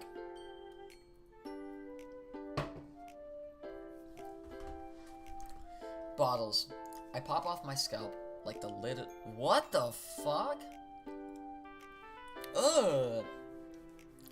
Pop off your scalp makes you think of that one Saw trap, the one where like twist your hair in a knot. Butters, oh my god! Butters tipped $14.20. Get it in. Dude! Bro! You're kidding! Dude, bro. Dude, thank you so much for the 1420. You know we getting it in, bro. You know we getting it in. Damn, dude, thank you, man. I greatly appreciate it. Dude, if you haven't seen I made a video about a drift cart I built, man. Not trying to take you away from the stream, but if you don't mind, you might have, I don't remember if you commented on that video or not. But go check that out, man. I'm kind of trying to expand my horizons too, but holy shit, Butters! Dude, thank you so much. Alright, go back, lock back in. Gotta get it in for Butters, that's the whole point. He said get it in. Okay, I pop off my scalp like the lid of a cookie jar. It's the secret place where I keep all of my dreams. Little balls of sunshine, all rubbing together like a bundle of kittens. I reach inside with my thumb and forefinger and pluck one out. It's warm and tingly, but there's no time to waste. I put it in a bottle to keep it safe, and I put the bottle on the shelf with all the other bottles. Happy thoughts, happy thoughts, happy thoughts in bottles, all in a row. My collection makes me lots of friends, each bottle a starlight to make amends. Sometimes my friend feels a certain way. Down comes a bottle to save the day. Night after night, more dreams. Friend after friend, more bottles. Deeper and deeper my fingers go, whoa buddy, like exploring a dark cave. Discovering the secrets hiding in the nooks and crannies. Digging and digging, scraping and scraping. I blow dust off my bottle caps. It doesn't feel like time elapsed. Ooh, my empty shelf could use some more. My friends look through my locked front door. Finally, all done. I open up, and in come my friends. In they come, in such a hurry. Do they want my bottles that much? I frantically pull them from the shelf, one after the other, holding them out to each, and I'm gonna make up a line, next to one another. Each and every bottle, but every time I let one go, it shatters against the tile between my toes. Happy thoughts, happy thoughts, happy thoughts, in shards all over the floor. Next time my friends come in, they better kick in the door. They were supposed to be for my friends who aren't smiling, but they're all shouting, pleading, a little something. But all I hear is echo, echo, echo, echo, echo, inside my head. Ooh, spitting bars. Holy shit. Sarah, did you really write this? Yeah. Didn't I tell you yesterday I was gonna write the best poem ever? Yeah, but I mean, I didn't expect something like this coming from you. Monica taught me a whole lot, and I've been really in touch with my feelings recently. I see that. It's almost kind of creepy. creepy? Well, not exactly. Maybe because I'm so used to you being so cheerful. Well, result on oil up butter. I'm thinking too hard about it. The point is, it came out good, so you should be proud of it. Ah, thanks. I feel like I was meant to express myself this way. It even helps me understand my own feelings a little bit better. Well, that's good. That's definitely not a bad thing. Writing's like magic. You've gotten pretty passionate about this, huh? I hope you keep it up. Yeah! Writing is the best. I'm gonna keep writing until I die. Don't get ahead of yourself. Sayori's always had a habit of getting obsessed with something before dropping it no more than a week later. I wonder if this is one of those times, but seeing the passion in her eyes makes it hard for me to be pessimistic. My girl. Let's see what you've written for today. Yuri stares at the poem with surprised expression on her face. Do you like it? Ruzel, this one might be even better than yesterday's. How did you even pick up on this so quickly? Just yesterday I was telling you the kind of techniques worth practicing. Maybe that's why? You did a good job explaining. I really wanted to try to give it more imagery. Yuri visibly swallows. Even her hands appear sweaty. I'm not used to this. Used to what? I don't know. It's fine. Take your time. Yuri breathes and collects her thoughts. I know that Yuri likes to think before she speaks, so I offer that patience to her. Yeah, just being appreciated like this, I guess. This probably sounds really stupid, but seeing someone motivated by my writing, it just makes me really happy. Are you saying you've never shared your writing before? Dude, see a dodge! I appreciate you swinging by, homie. Really? I don't believe it. I really only write for myself, and besides, people would just laugh at me. You really think that? Again, Yuri nods. Huh. Even your close friends? Yuri doesn't respond to that. I wonder why. Anyway, do you want to share your poem you wrote today?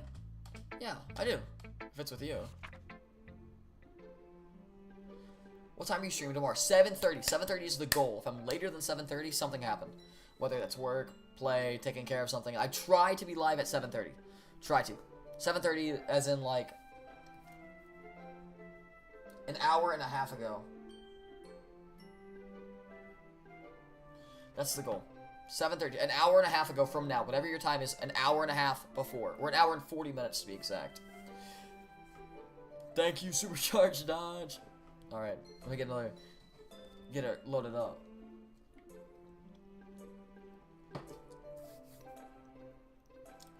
The raccoon. It happened in the dead of night while I was slicing bread for a guilty snack.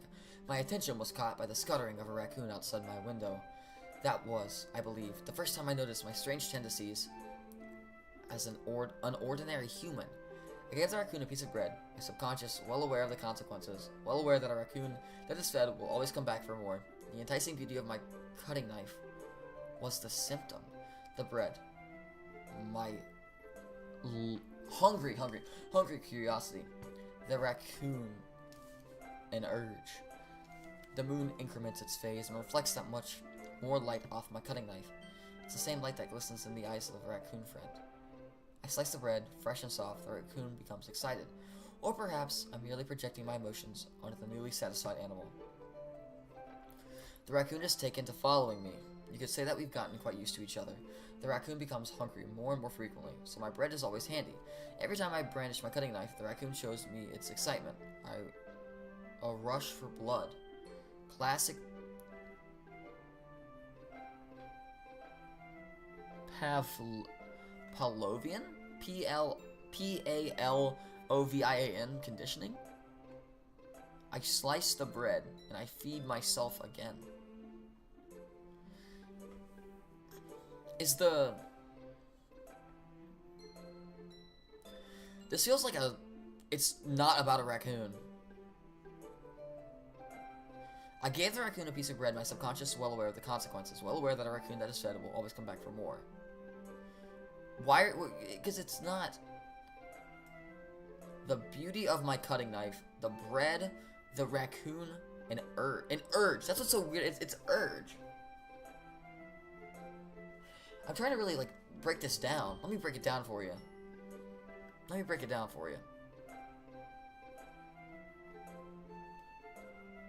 I don't know how many laps I get. I think I got like, what's the cap? I got really close to the cap. I think I was like maybe 8. I'm gonna say like 8 to 10 away from like the actual cap. So, whatever that is. I don't know what the max is. I got really close. So it's three. We'll break it down. We got 3 parts. We have the beauty of the knife, the bread itself, and a raccoon.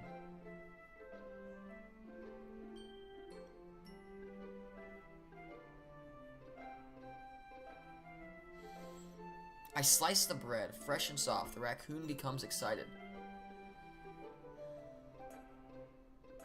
As a therapist, this poem... You're a therapist? Like, actually? Milk, you may want to get that checked out. You may be concussed. I hope not, but...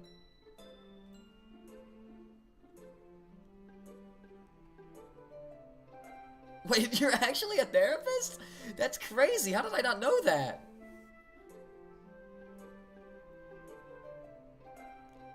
Dude, all good, bro. If anyone knows about moving, it's me. I just did it too, bro. It happens. What is Pavlovian?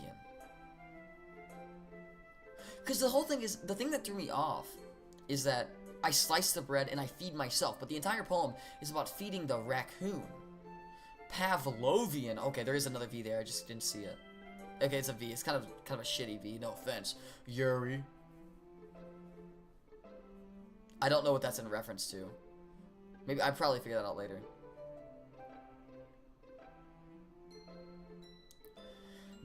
This seems more about like suicide. The more I think about it.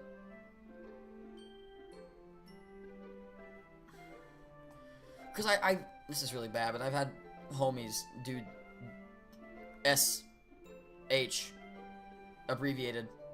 What, you know what I'm abbreviating it. They say it's addicting. They say it's like, it's weird, but it's,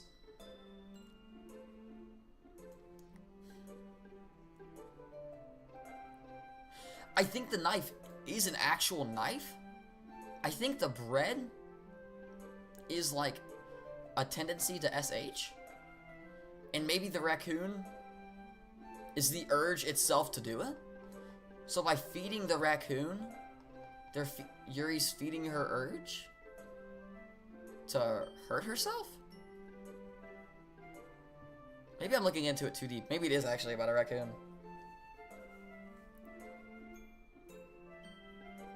Every time I brandish my cutting knife, the raccoon shows me its excitement.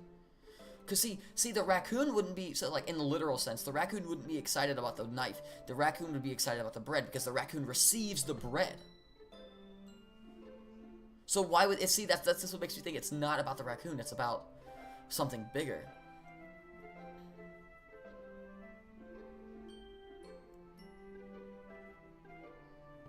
Yeah, I slice the bread, fresh and soft, the raccoon becomes excited.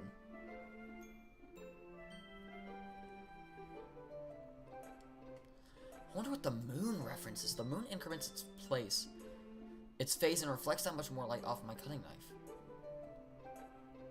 Don't spoil it all, don't spoil it all, don't spoil. Okay, I'm just gonna... I was a little more daring with this one than yesterday's. I can see that. It's a lot more metaphorical. I don't know if it's my fault, but I can't begin to imagine what the poem's about. That's right, it's a bit closer to my preferred writing style, using the poem as a canvas to express vivid imagery and conveying emotions through them. Yeah, if I take it at,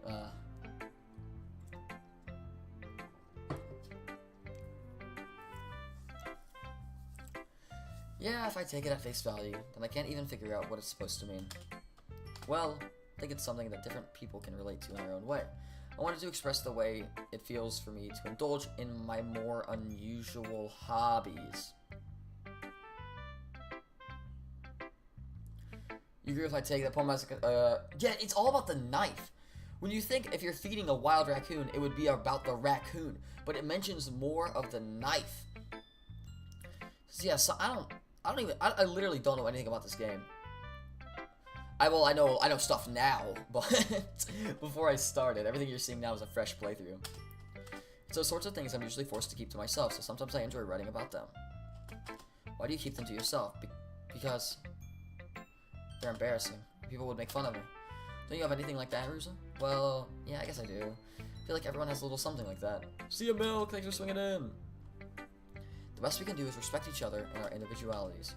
Even if it's difficult sometimes, and some things make us uncomfortable.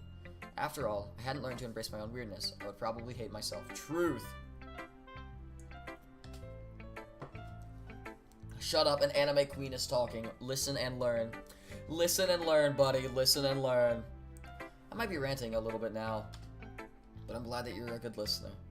You're good at a lot of things. Writing, listening. There really aren't many people like you, Ruzel. That's exaggerating a little bit. It's just how I feel. I never thought I would feel so comfortable sharing my writing, but now I almost feel like I look forward to it. It's just a really nice feeling. And you're to thank for that. It's nothing, really. Yuri smiles sincerely at me. For just a moment, her timidness seems to disappear. Okay, everyone, we're done reading. I have something extra planned. Everyone come to sit in the front room. Is this about the festival? Well, sort of. Oh, do we really have to do something for the festival? It's not like we got put together anything I just forgot about. Shut up, nerd! That's a concern of mine as well. I don't really do well with last-minute preparations. Don't worry so much. We're going to keep it simple, okay? We don't need much more than a few decorations. Sayori has been working on posters, and I've designed some pamphlets we can give out during the event. What up, Falco? I have to sneeze again.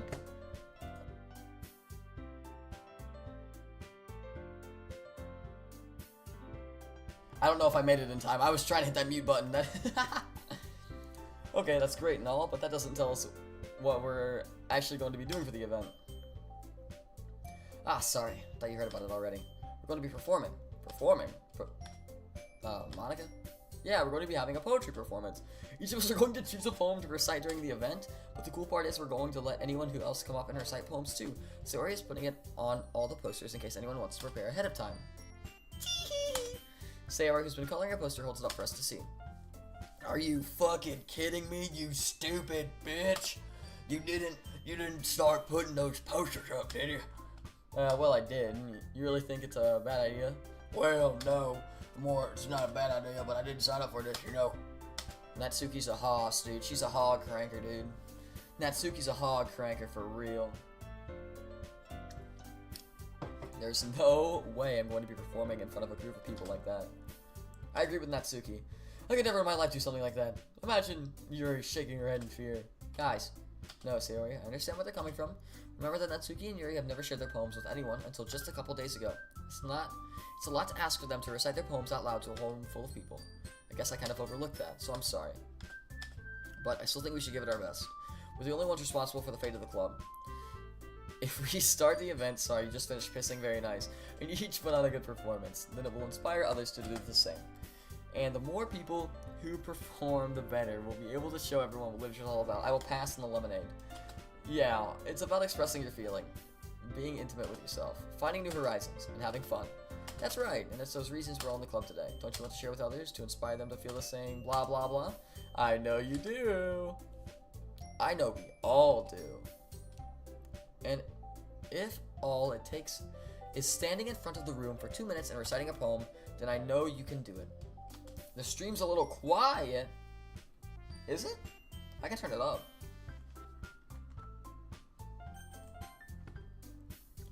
You want the music up? Or probably both. Like that? Hello, hello, hello? Dude, like... Oh, my voice is quiet. Really? On my end, I'm like doing alright with talking. I can turn me up a little bit. Hold on, hold on, hold on. Hello, hello, hello, hello, hello, hello, hello, hello. Hello, hello, hello, hello. There you go. How's that?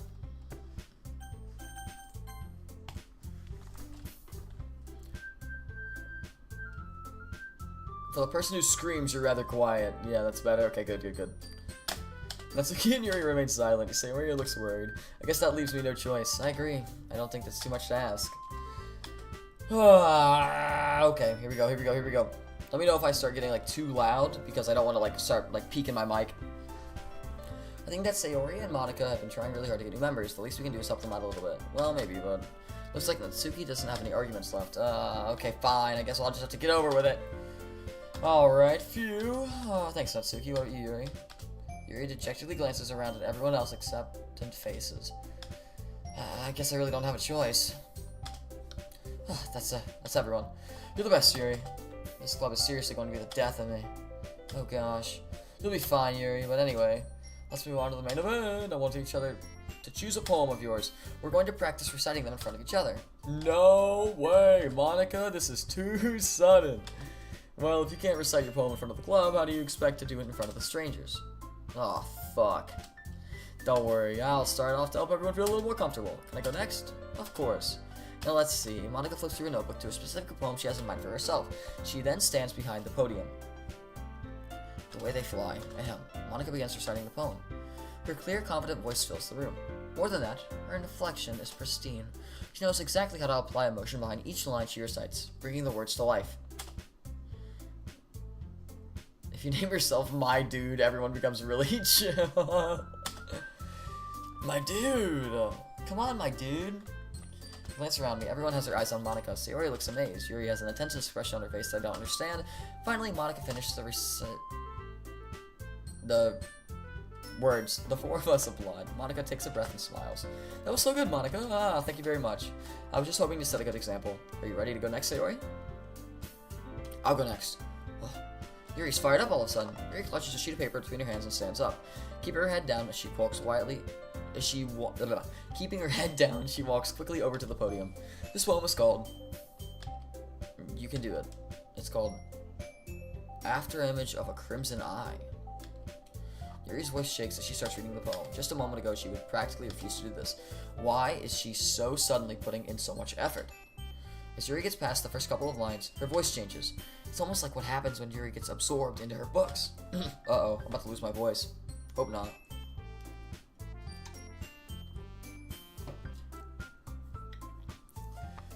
Her quivering words transform into the sharp syllables of a fierce and confident woman. The poem is full of twists and turns in a structure that she enunciates with perfect timing. This must be a rare glimpse into her whirling fire Yuri keeps concealed inside her head. Suddenly, she's finished. Everyone is stunned. Yuri snaps back into reality and glances around at her as if she bewildered or even herself. It's up to me to save the situation. I'm the first to start applauding. Everyone joins me afterward and we give Yuri the recognition she deserves. It's not that we didn't want to applaud for her, but we were caught so off guard that we must have forgotten. As we applaud, Yuri holds the poem to her chest and rushes into her seat. Yuri, that was really good. Thank you for sharing. Looks like Yuri is down for the count. Okay, I guess I'm next. My meadow. Aha. Sorry, I giggled. Sayori, it's a lot harder than I thought. How did you guys do it so easily? I'm trying to think of it like you're reciting to other people. Imagine you're reciting it to yourself, like in front of a mirror or in your own head. It's your poem, so it'll come out the best way. I see. Okay then. Sayori begins her poem. Somehow it feels like her soft voice was made as a perfect match. The poem isn't aimlessly cheery like Sayori is. It's serene and bittersweet. If I were to read this on paper, I probably wouldn't think much of it, but hearing it come from Sayori's voice almost gives it a whole new meaning.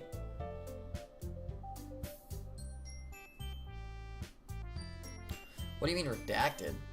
What? What?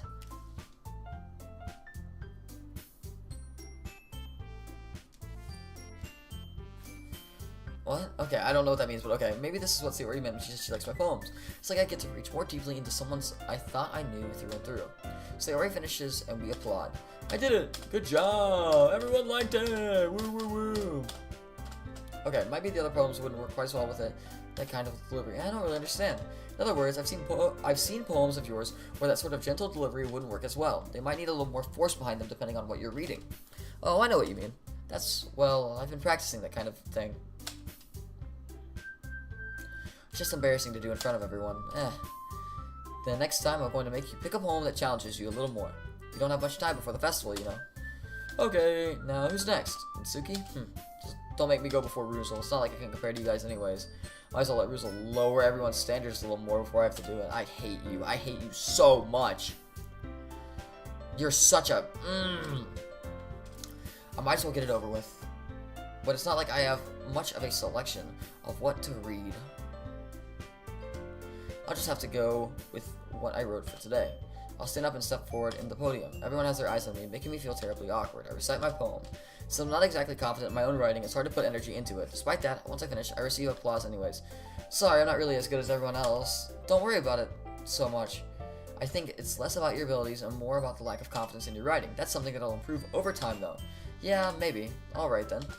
That just leaves you, Natsuki. Yeah, I'm going. Natsuki begrudgingly gets out of her seat and makes her way to the podium. The poem is called, why are you all looking at me? Because you're presenting. Anyway, the poem is called Jump. Natsuki takes a breath. Once she starts reciting the poem, her soul attitude disappears a little. While she's still a little unenthused. Oh my god, did I really not know that word? Holy shit. Her poem has a rhythm and rhyme to it.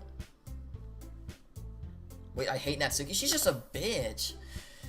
On the realest note ever, she is such a cunt, bruh. She is such a cunt. The words feel like they bounce up and down as if giving life to the poem. Natsuki finishes and everyone applauds.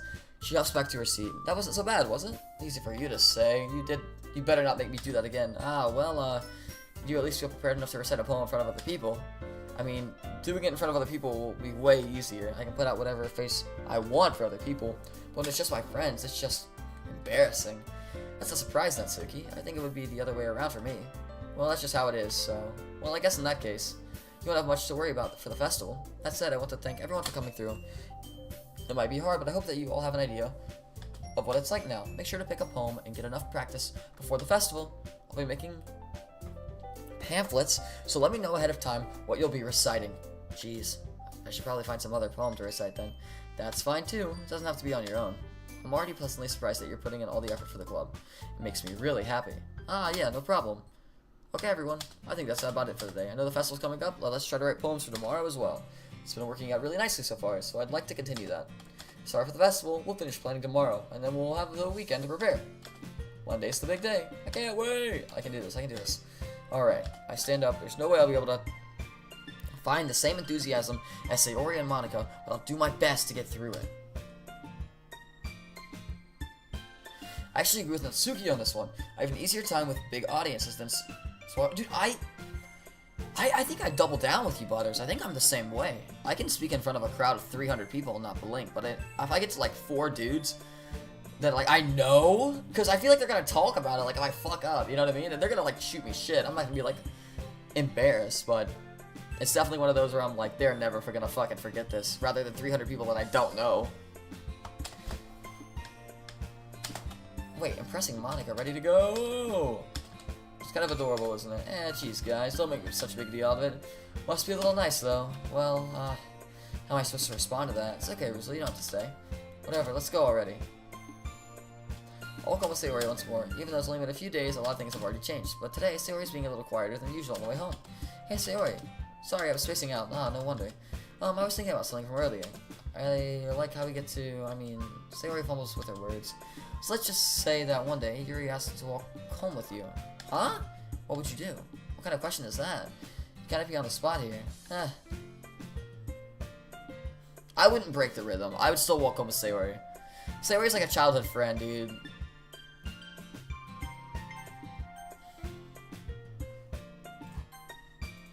Save.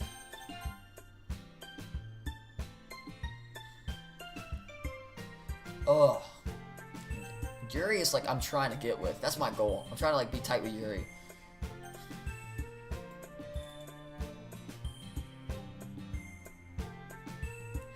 I'm gonna stick to my guns. I'm gonna say, Sayori, you really think I would ditch you for Yuri? Yeah? But she's so beautiful and smart. Yuri, best girl. Jeez, I already see her in the club every day. See, exactly. I wouldn't want to just like, I gotta spend my time wisely. I can't waste all my time on just Yuri, especially this is like a childhood friend. I'm just rooting for you. You're so silly. You think about me too much sometimes. Yuri would deserve it if she wanted it, so. Sayori, I've already made up my mind. I really can't figure you out sometimes. Sorry. Besides, what's the point of speculating something that's never going to happen? The conversation trails off. It's kind of a weird thing for Sayori to care so much about, but I want to respect her and keep her happy too. Then again, the festival's only a few days away. Who knows what will happen in the time?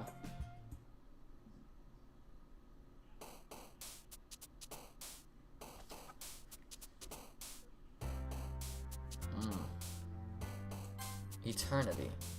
Desire. Unrequited. Makes sense. Insight.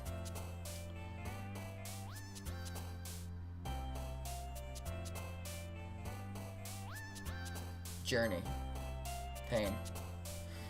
Why? Contamination.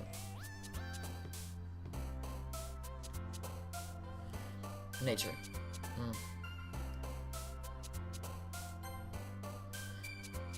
Twirl together sticky milk. Sticky? Sunny. After a midge. Uncontrollable. Cage. Misfortune. Misfortune? Poof.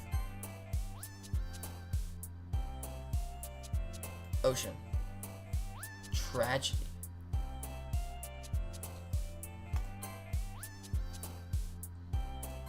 Ambient. Ruzel and fan in my basement, no question. As middle of the night, Ruzel and me and only Ruzel had to sign an NDA. What are you talking about? Hey, I'm jaking it. Oh man. I'm the last one here again. Don't worry, I just walked in too. Were you practicing piano again? Yeah. You must have a lot of determination. Starting this club and now picking up piano. Well, maybe not determination, but I guess passion. Remember that the club wouldn't be here if I wasn't for all of you. I'm super happy that you're willing to help out for the festival too. I can't wait for the festival. It's gonna be great. Yeah? Weren't you complaining about it just yesterday in Sugi? Well, yeah, but I'm talking about our part of the festival. But it's a whole day of school where we get to play and eat all kinds of delicious food.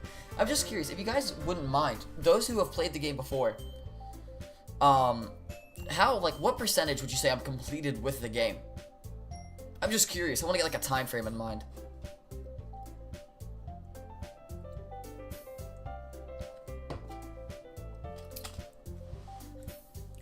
You sound a bit like Sayori all of a sudden. 8? Oh my god, what can of worms have I opened, bruh? What can of worms? Monica, do they usually have fried squid? Squid? That's a pretty specific thing to look forward to. Ah, come on. Are you saying you don't like squid? You of all people. I didn't say I don't like it. Besides, what do you mean by all of you people? Because it's right in your name.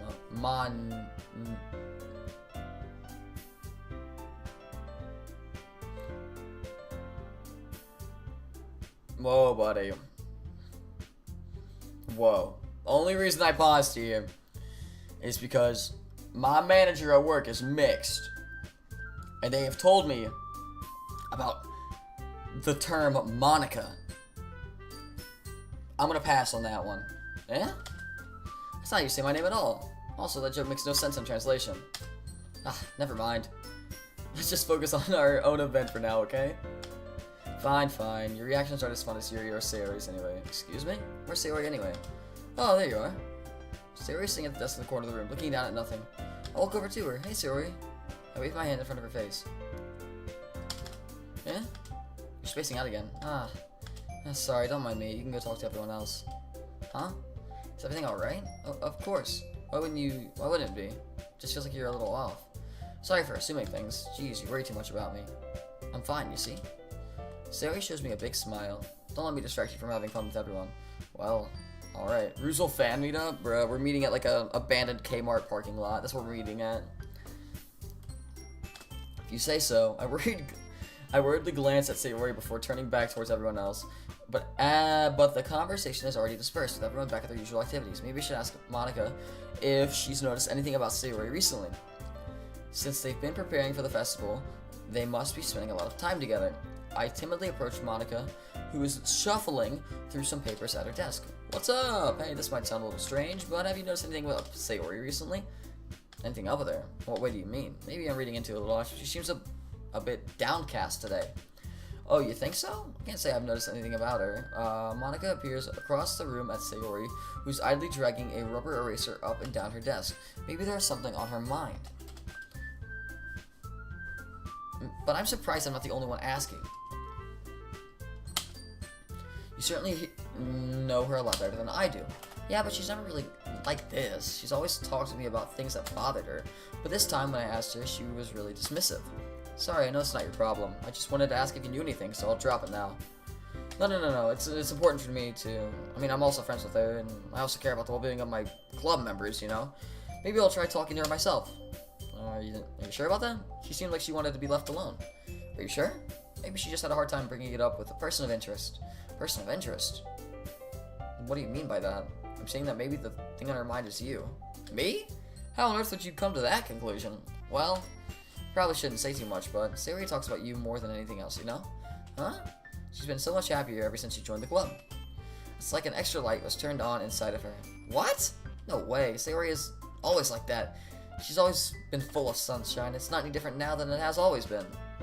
You're so funny. You thought maybe that you've always seen her as so cheerful because that's just how she is when she's around you? I said too much. I'm sorry. Wow, what do I know anyways? I didn't mean to jump to conclusions, so you should just forget about what I said. I'll try to talk to her, so try not to think about it for now. Alright. Monica smiles meaningfully. I know she said to forget about it, but I already know that I won't be able to get her words out of my head. Monica stands up and walks across the room to where Sayori is sitting. I watch her kneel down to Sayori and gently talk to her, which keeps her voice so quiet that I can't hear her from here. I sigh and sit myself down. I know Sayori told me not to worry about her and to have fun with everyone else, but that's impossible to do when she's behaving like this. Exactly how much do I care about her that I'm letting this weigh me down so much? Now it feels like I'm the one behaving out of the ordinary, but there's nothing I can do besides wait for Monica. Why does it feel like I'm being watched? I glance around the room. Suddenly I notice Yuri peering at me over her books, but she looks away just as quickly with a flustered look on her face. I realize that she won't get anywhere like this. I've never really seen Yuri approach anyone or start a conversation on her own accord, so I have no choice to approach her. But now it's a little easier for me to do that. Dude, I love dogs. Oh god, I love dogs so much. I stand up from my desk and sit in one next to her own. I didn't mean to bother you or anything. Relax, you didn't even do anything. But I could tell that you wanted to be alone with your thoughts. Alone with my thoughts? How are you able to tell that if I was thinking like that? Well, it's something I do a lot, so it wasn't hard for me to spot based on your posture and expression. Not that I was staring or anything, I just didn't do anything creepy like that. In any case, I guess you were right. I'm sorry if I caused you any concern. Don't apologize. Your troubles are only the concern of those who are willing to share that concern. Of course, there are certainly those who find the most comfort in keeping to themselves, but if you prefer to share what's on your mind, then I would be glad to listen. It's really not that big of a deal. I was just feeling a bit uneasy about Sayori. The mod? I don't think there's any mods in this. Well, there might be mods. I don't know anything about it, but... Sayori. Yeah, she seems a little bit off today. But when I asked about her, she doesn't want to admit to me, so I can't help but wonder if something happened to her. Oh, that's quite romantic. Huh? Sorry, I didn't mean to say something stupid.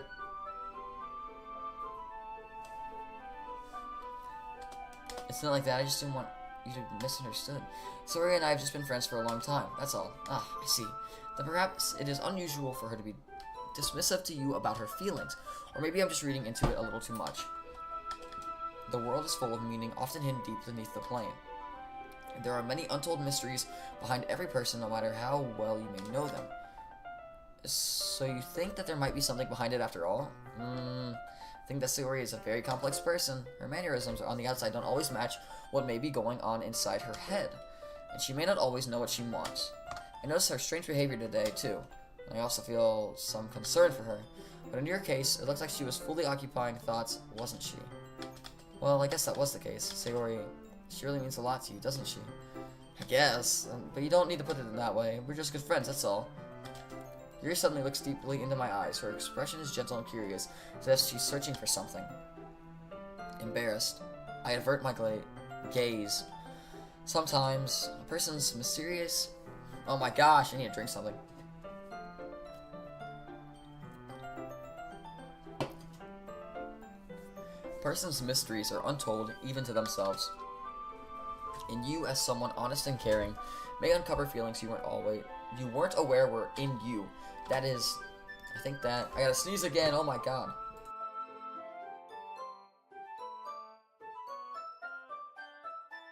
I don't know why I'm sneezing so much, holy shit. I think that she would be a very fortunate person to have you feel that way about her, Yuri. You're giving me too much credit. I'm a pretty simple guy, so I think I'm pretty good at understanding my own feelings. Should I show a speed clip of this game? Oh, H is hide? That's good to know. I'm not nearly as sophisticated as you. Ah, that's not a compliment, is it? It is what it is, anyway. As long as we're here, why don't we do some reading? Well, as long as you're okay with it. Yeah, I should be taking my mind off this whole thing anyways. Can I go back?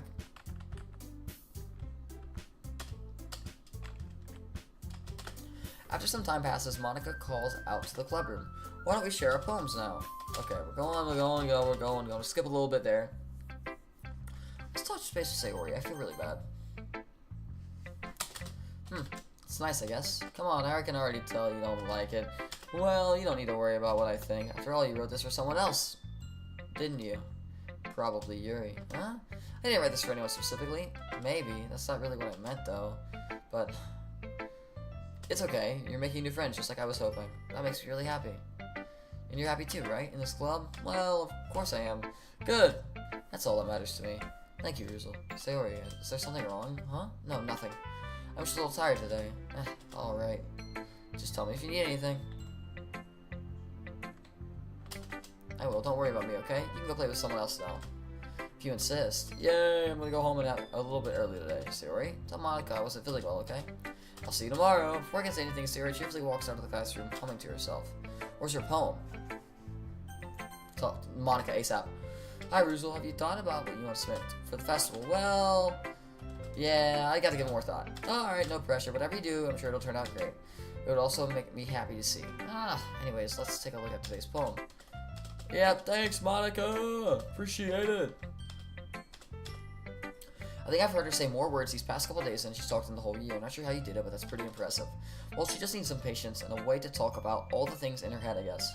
I'm still getting the hang of it myself. You're certainly putting a lot of effort. You must really like her. It's awfully suspicious, you know, spending time with her in the club room every day, reading that edgy novel with her. Well, I just feel bad that she has a hard time socializing. Makes me want to make sure she doesn't spend all her time alone. Besides, the novel isn't too bad either, you know. Alright, I get you. Just be careful, alright? I know that Yuri isn't used to opening herself up. So if something bad happens while she's vulnerable, then it could be really hard for her. Her books aren't a total escape from reality. They're just a bandage. You say that like I'm going to hurt her. Yeah, what? Sorry, I didn't really mean that. If anything, she might accidentally hurt herself. Anyway, I'll share my poem with you all now, alright? Alright.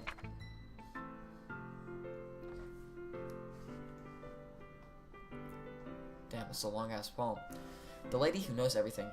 An old tale tells of a lady who wanders Earth, the lady who knows everything, a beautiful lady who has found every answer, all meaning, all purpose, and all that was ever sought, and here I am, a feather. Lost adrift to sky, a victim of the currents of the wind. Day after day I search with little hope, knowing legends don't exist. But when all else has failed, when all others have turned away, the legend is all that remains. The last dim star, glimmering in the twilit sky. Until one day the wind ceases to blow. I fall, and I fall, and I fall, and I fall even more. Gentle as a feather, a dry quill expressionless. But a hand catches me between the thumb and forefinger, the hand of a beautiful lady. I look at her eyes, and find no end to her gaze. The lady who knows everything knows what I am thinking. Before I speak, she responds in a hollow voice. I have found every answer, all of which amount to nothing. There is no meaning, there is no purpose, and we seek only the impossible. I am not your legend does not exist. Huh? Why'd I turn gray for a second? And with a breath, she blows me back afloat, and I pick up a gust of wind. Weird. You know, I feel like learning and looking forward for answers are the sorts of things that gives life meaning. Not to get too philosophical or anything, but it was kind of on my mind, so that's what I wrote about. I see. I really never put much thought into it, in a way, because if we all have the answers, you know, when the world starts to lose its meaning, you know, there's one thing I notice. It seems like everyone in the club prefers writing about things that are more sad than happy. Are you surprised? I mean, if everything was okay, we wouldn't really have anything to write about, would we? Humans are two-dimensional creatures. I think you know that better than anyone else. You mean one-dimensional?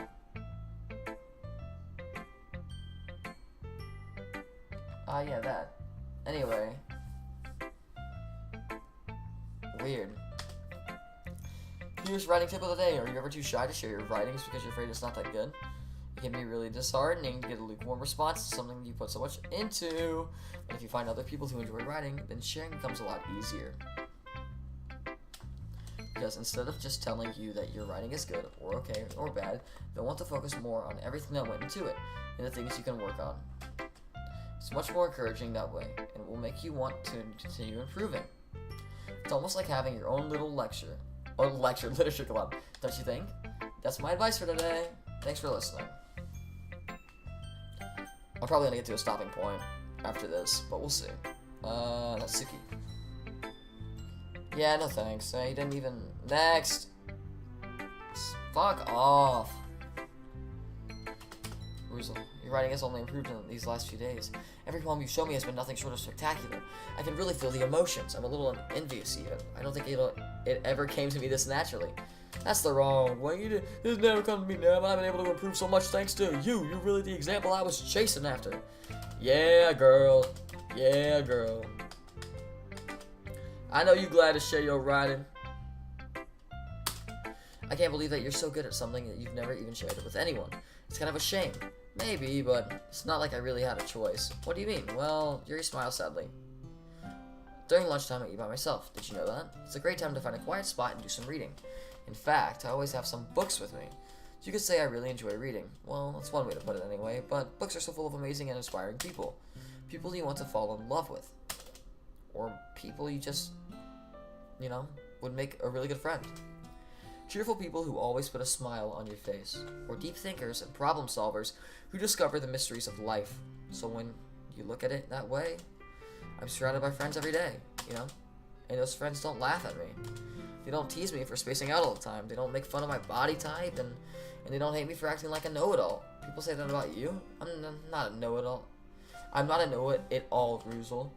It's the opposite. I don't know anything. I don't know how to talk to people. I don't know how to make people see me as normal. I don't even know how to make myself happy. I have all these feelings, and all I can do with them is read and write. But it wasn't until now that I started sharing it with you that I really understood what was missing all this time. But I haven't really done anything. No, that's wrong. Just being patient and respectful. That's really important to me. I know I'm a difficult person.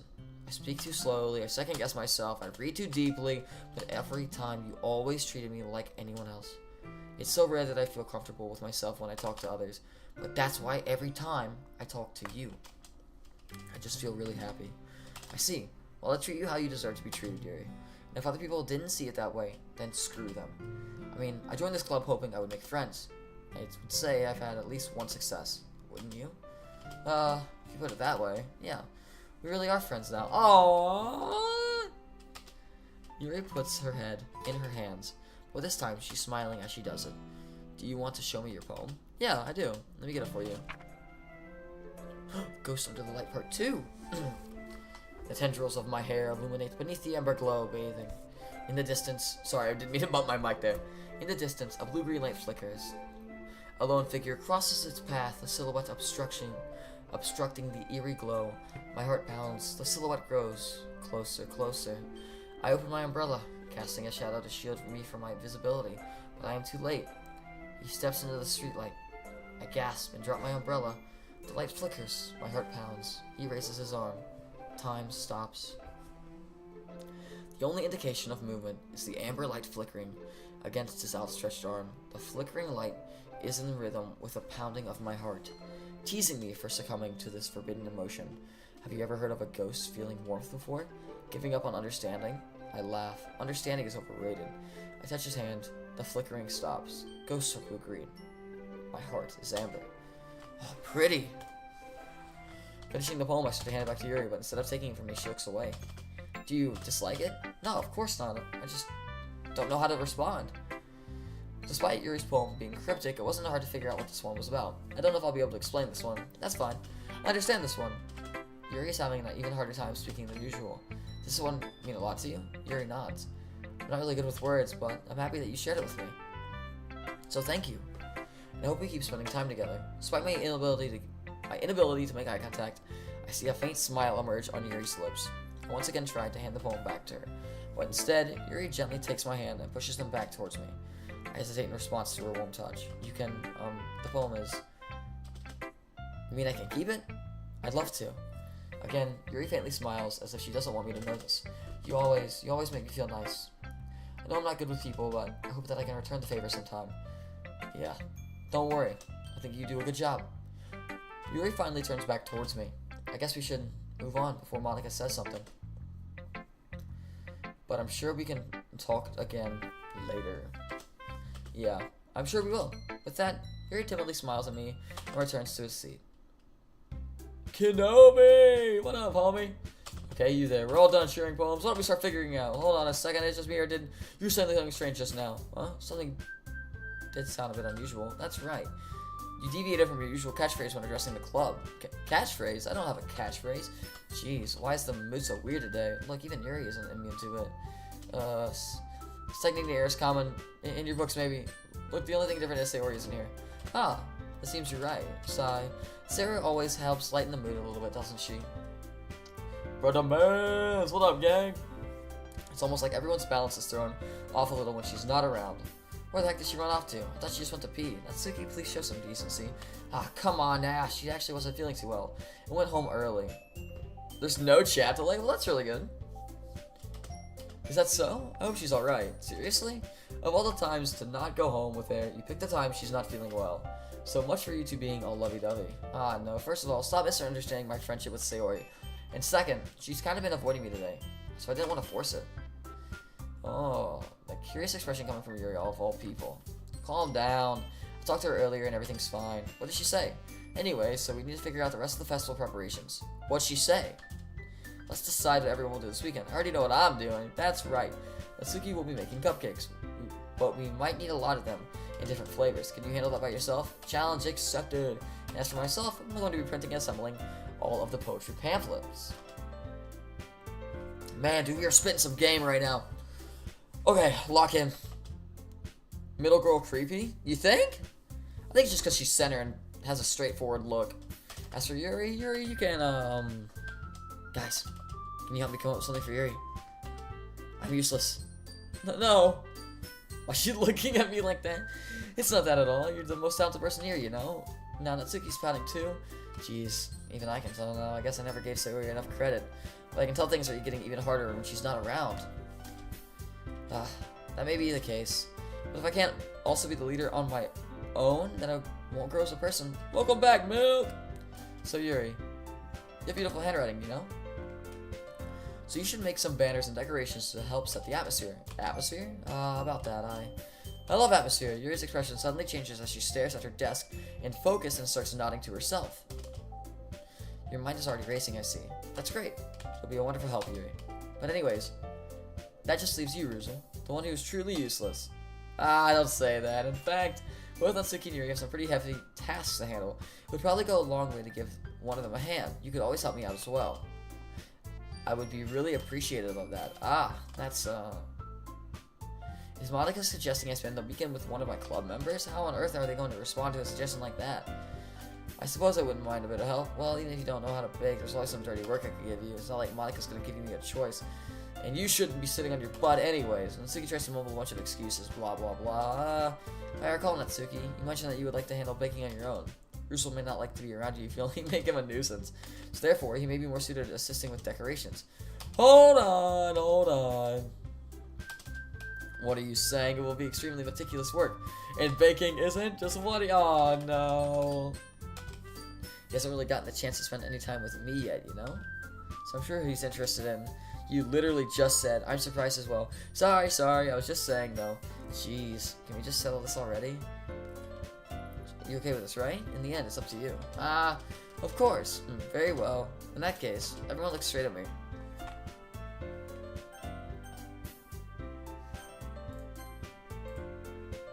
Safe. I need to check on Sayori, dude. Y'all can wait, bro. This fucking meeting, dude, Sayori is...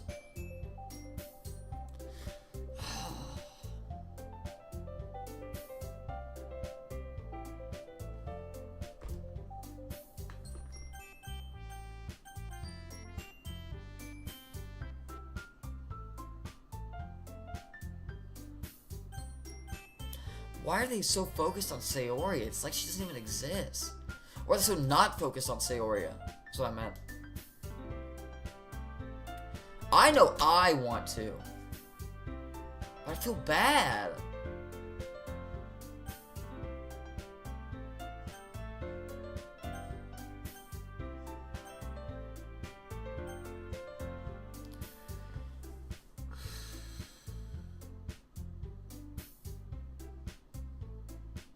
I feel so evil.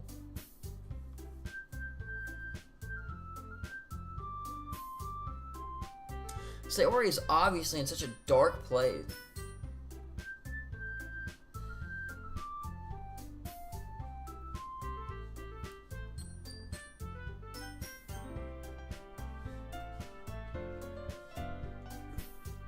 I feel like I'm gonna regret this. Well, I'll probably be most useful helping out Yuri. Me? Are you serious? Why would you... That's Suki. I can already tell you're about to say something mean. No. I was just... Ugh. So you'll be helping Yuri then? Yeah, I guess. I'm glad. I have a bad habit of overthinking these sorts of things, so your assistance will be very useful. That's great to hear. Natsuki will be able to handle the baking by yourself. Dairy brother! So that would be fine. Okay. Everyone can tell that Natsuki is a little sour. So if that's everything you need to go over, it should be about it. Are you guys excited? Yeah, we're excited! Yeah, she's pissed. Vectus! On the official account, what up? Good to have you guys in. Whoever's on the account, I don't know who is, but great to have you regardless. Yuri anxiously glances between everyone in the room. It's first time playing, so please no spoilers. I'm sorry for this. I don't really know why Ruzel picked me. And also, your cupcakes are the best cupcakes I've ever had. They go really well with my tea. Nothing that I do for the event will compare to that, so I get it. I'm kind of surprised though. Why? Well, I'm the one acting immature. I already know that, but you're trying to cheer me up all of a sudden? I know I'm not very good at it. I'm sorry if I said something bad. Ooh. Monica and I are also taken aback by Yuri's words, but she already has trouble with words. Trying to cheer someone up must be far out of her own comfort zone, but I begin to understand. Yuri was trying to sound like Sayori. Even if it didn't work perfectly, I can tell that she tried something Sayori would say at a time like this.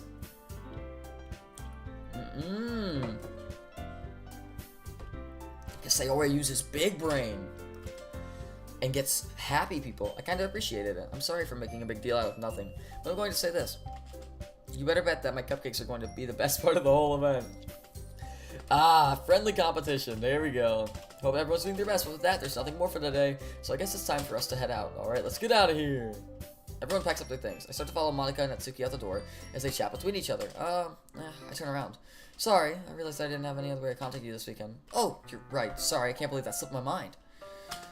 Should I give you my phone number? I think that would be the best way, yes? Alright then. Yuri and I exchange phone numbers. Okay. I'll be stopping by your house on Sunday. Huh?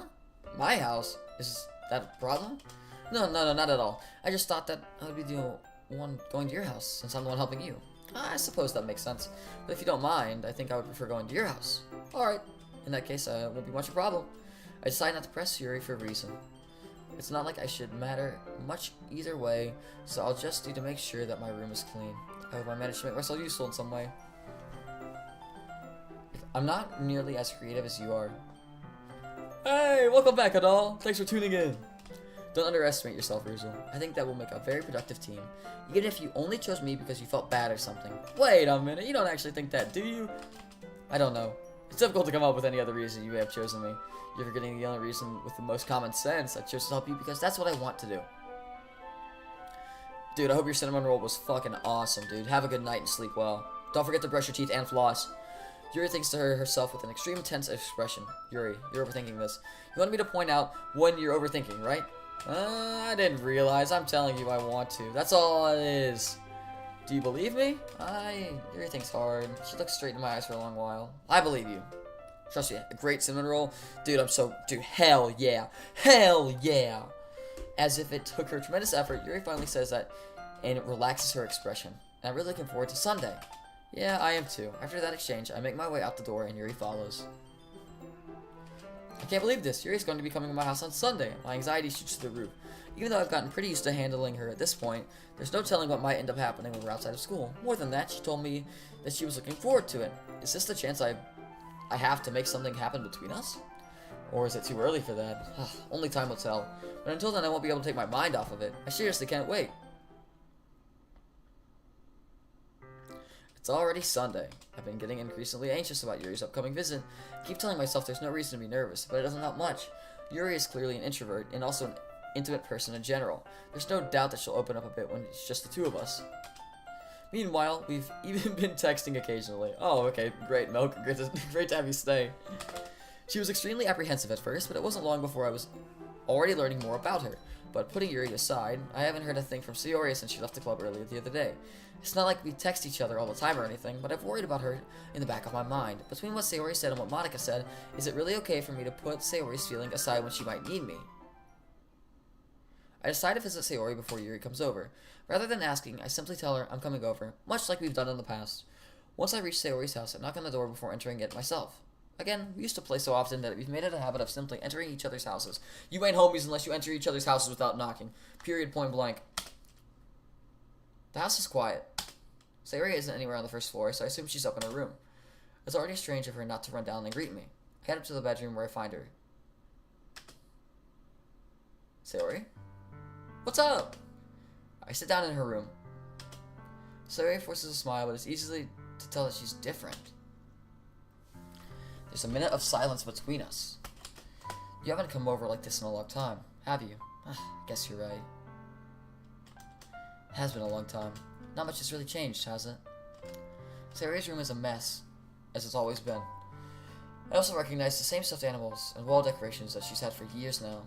If you come over more often, it wouldn't be such a mess. That's because I end up cleaning it for you.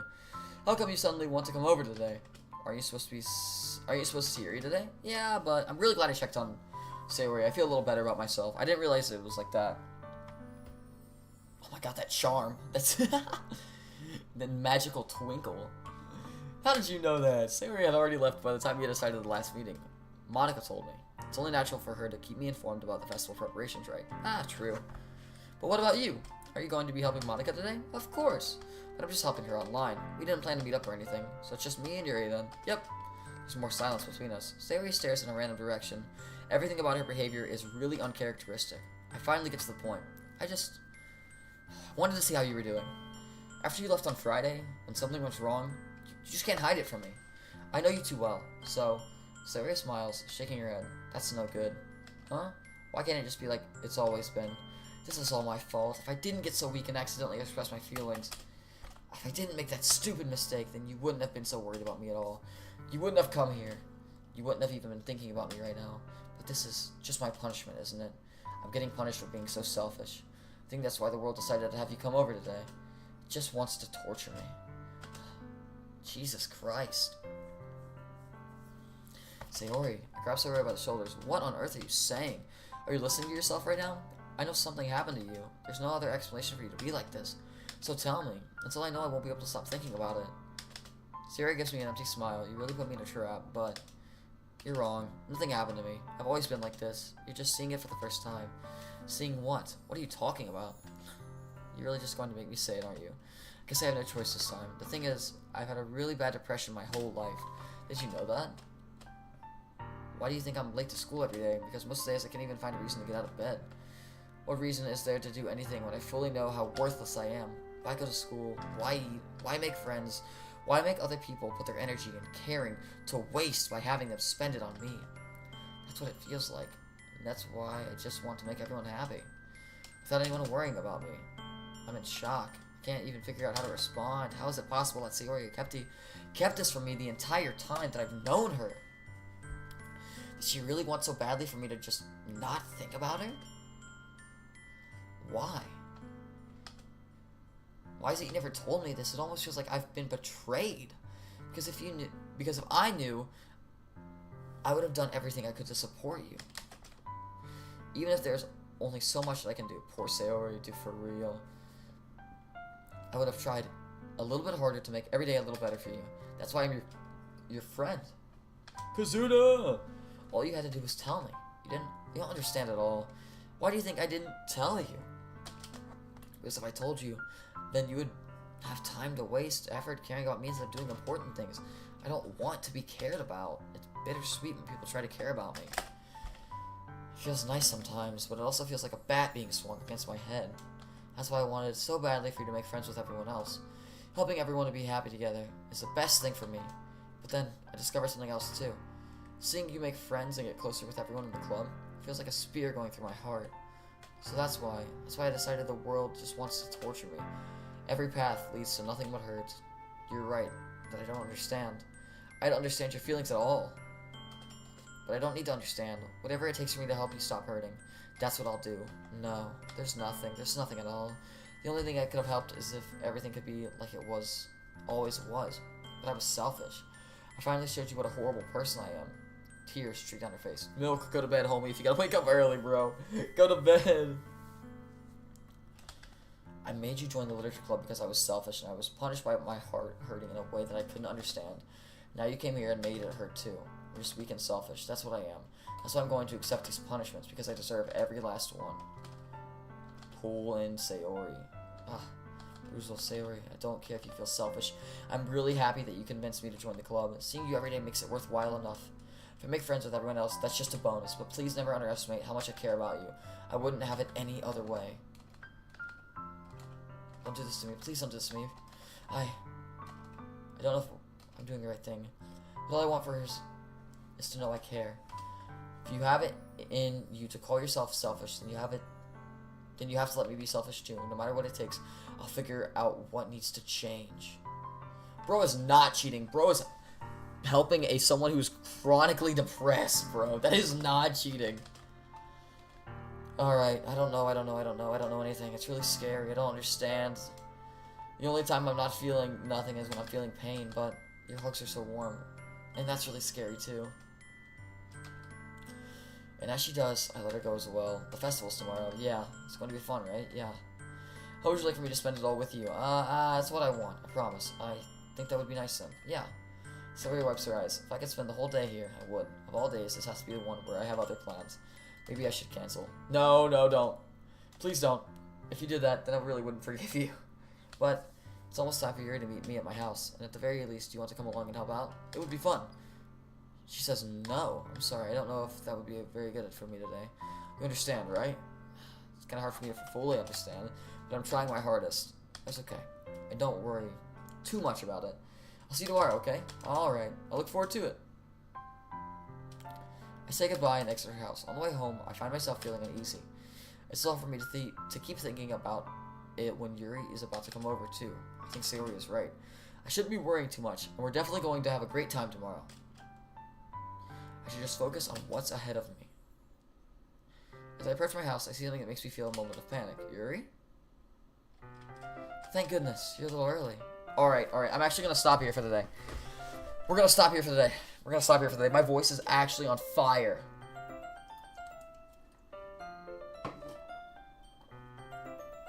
Like, oh my god, I'm not going to be able to talk tomorrow if I keep going. I'm going to save here. Save there. I can't. I would love to stream more. I'm actually getting super invested in this game. And also, I figured out why Yuri,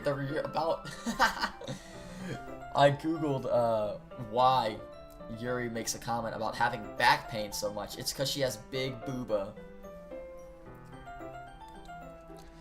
Is this a good place to stop? I feel like this is a decent place to stop, but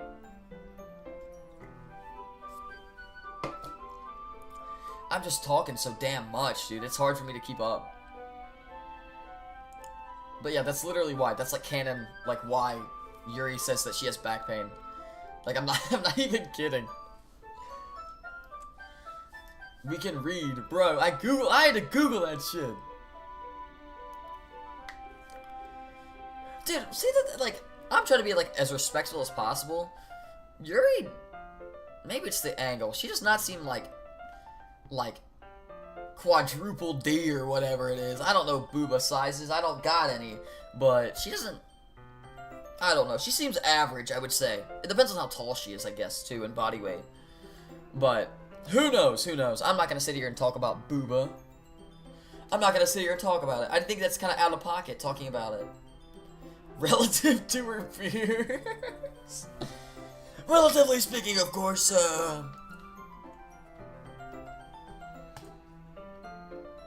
It was just a weird reference about back pain because I knew chicks in high school who had breast reductions because big booba, and it never really occurred to me like they had big booba. I don't know. I'm not gonna sit here and talk about booba. I'm going to bed, bruh. Same. Anyways, thank you guys so much for watching. Super good to see you guys again. Butters, especially you, dog. It's been so long. That's the reason I'm saying that. I don't value any other chatter more than the other, but Butters, it's been a hot second, bro. I'm super glad to have you back. Wait, Russell, uh-oh. Hope to see you tomorrow. You know the feeling's mutual, twin. What do you have to say, Milk? As long as it's not a spoiler. You guys are all awesome. It's actually a good song to do the outro to as well. Say your piece, twin. What you got? I love penguins. Well, do I have something for you? Anyways, good night, Milk. Good night, Jason. Good night, Butters. Good night, freaking Hadal. Good night. I think I said if I'm not. Good night, Jason. Good night, Vectus. Good night, Epic Face JPEG Kenobi. Adalia. Good night to both of y'all. Good night, all the homies. For real. You guys are all awesome. Supercharged Dodge. I know we ain't even here, but guess what? Good night. Hope you have a good one, gang. Anyways, thank you guys so much for watching. Good night, Kazuna. You guys are all rad. It's super awesome and epic. Thank you guys. And I will see you tomorrow where we will be playing Doki Doki. And we'll see how far we get. And we might be playing Lethal Company a day this week. And we'll see what happens. Nope, Kazuna. I don't forget. I'll try not to. I'm not going to say I don't forget. I may have missed people, but... Anyways, you guys are awesome. Thank you for tuning in.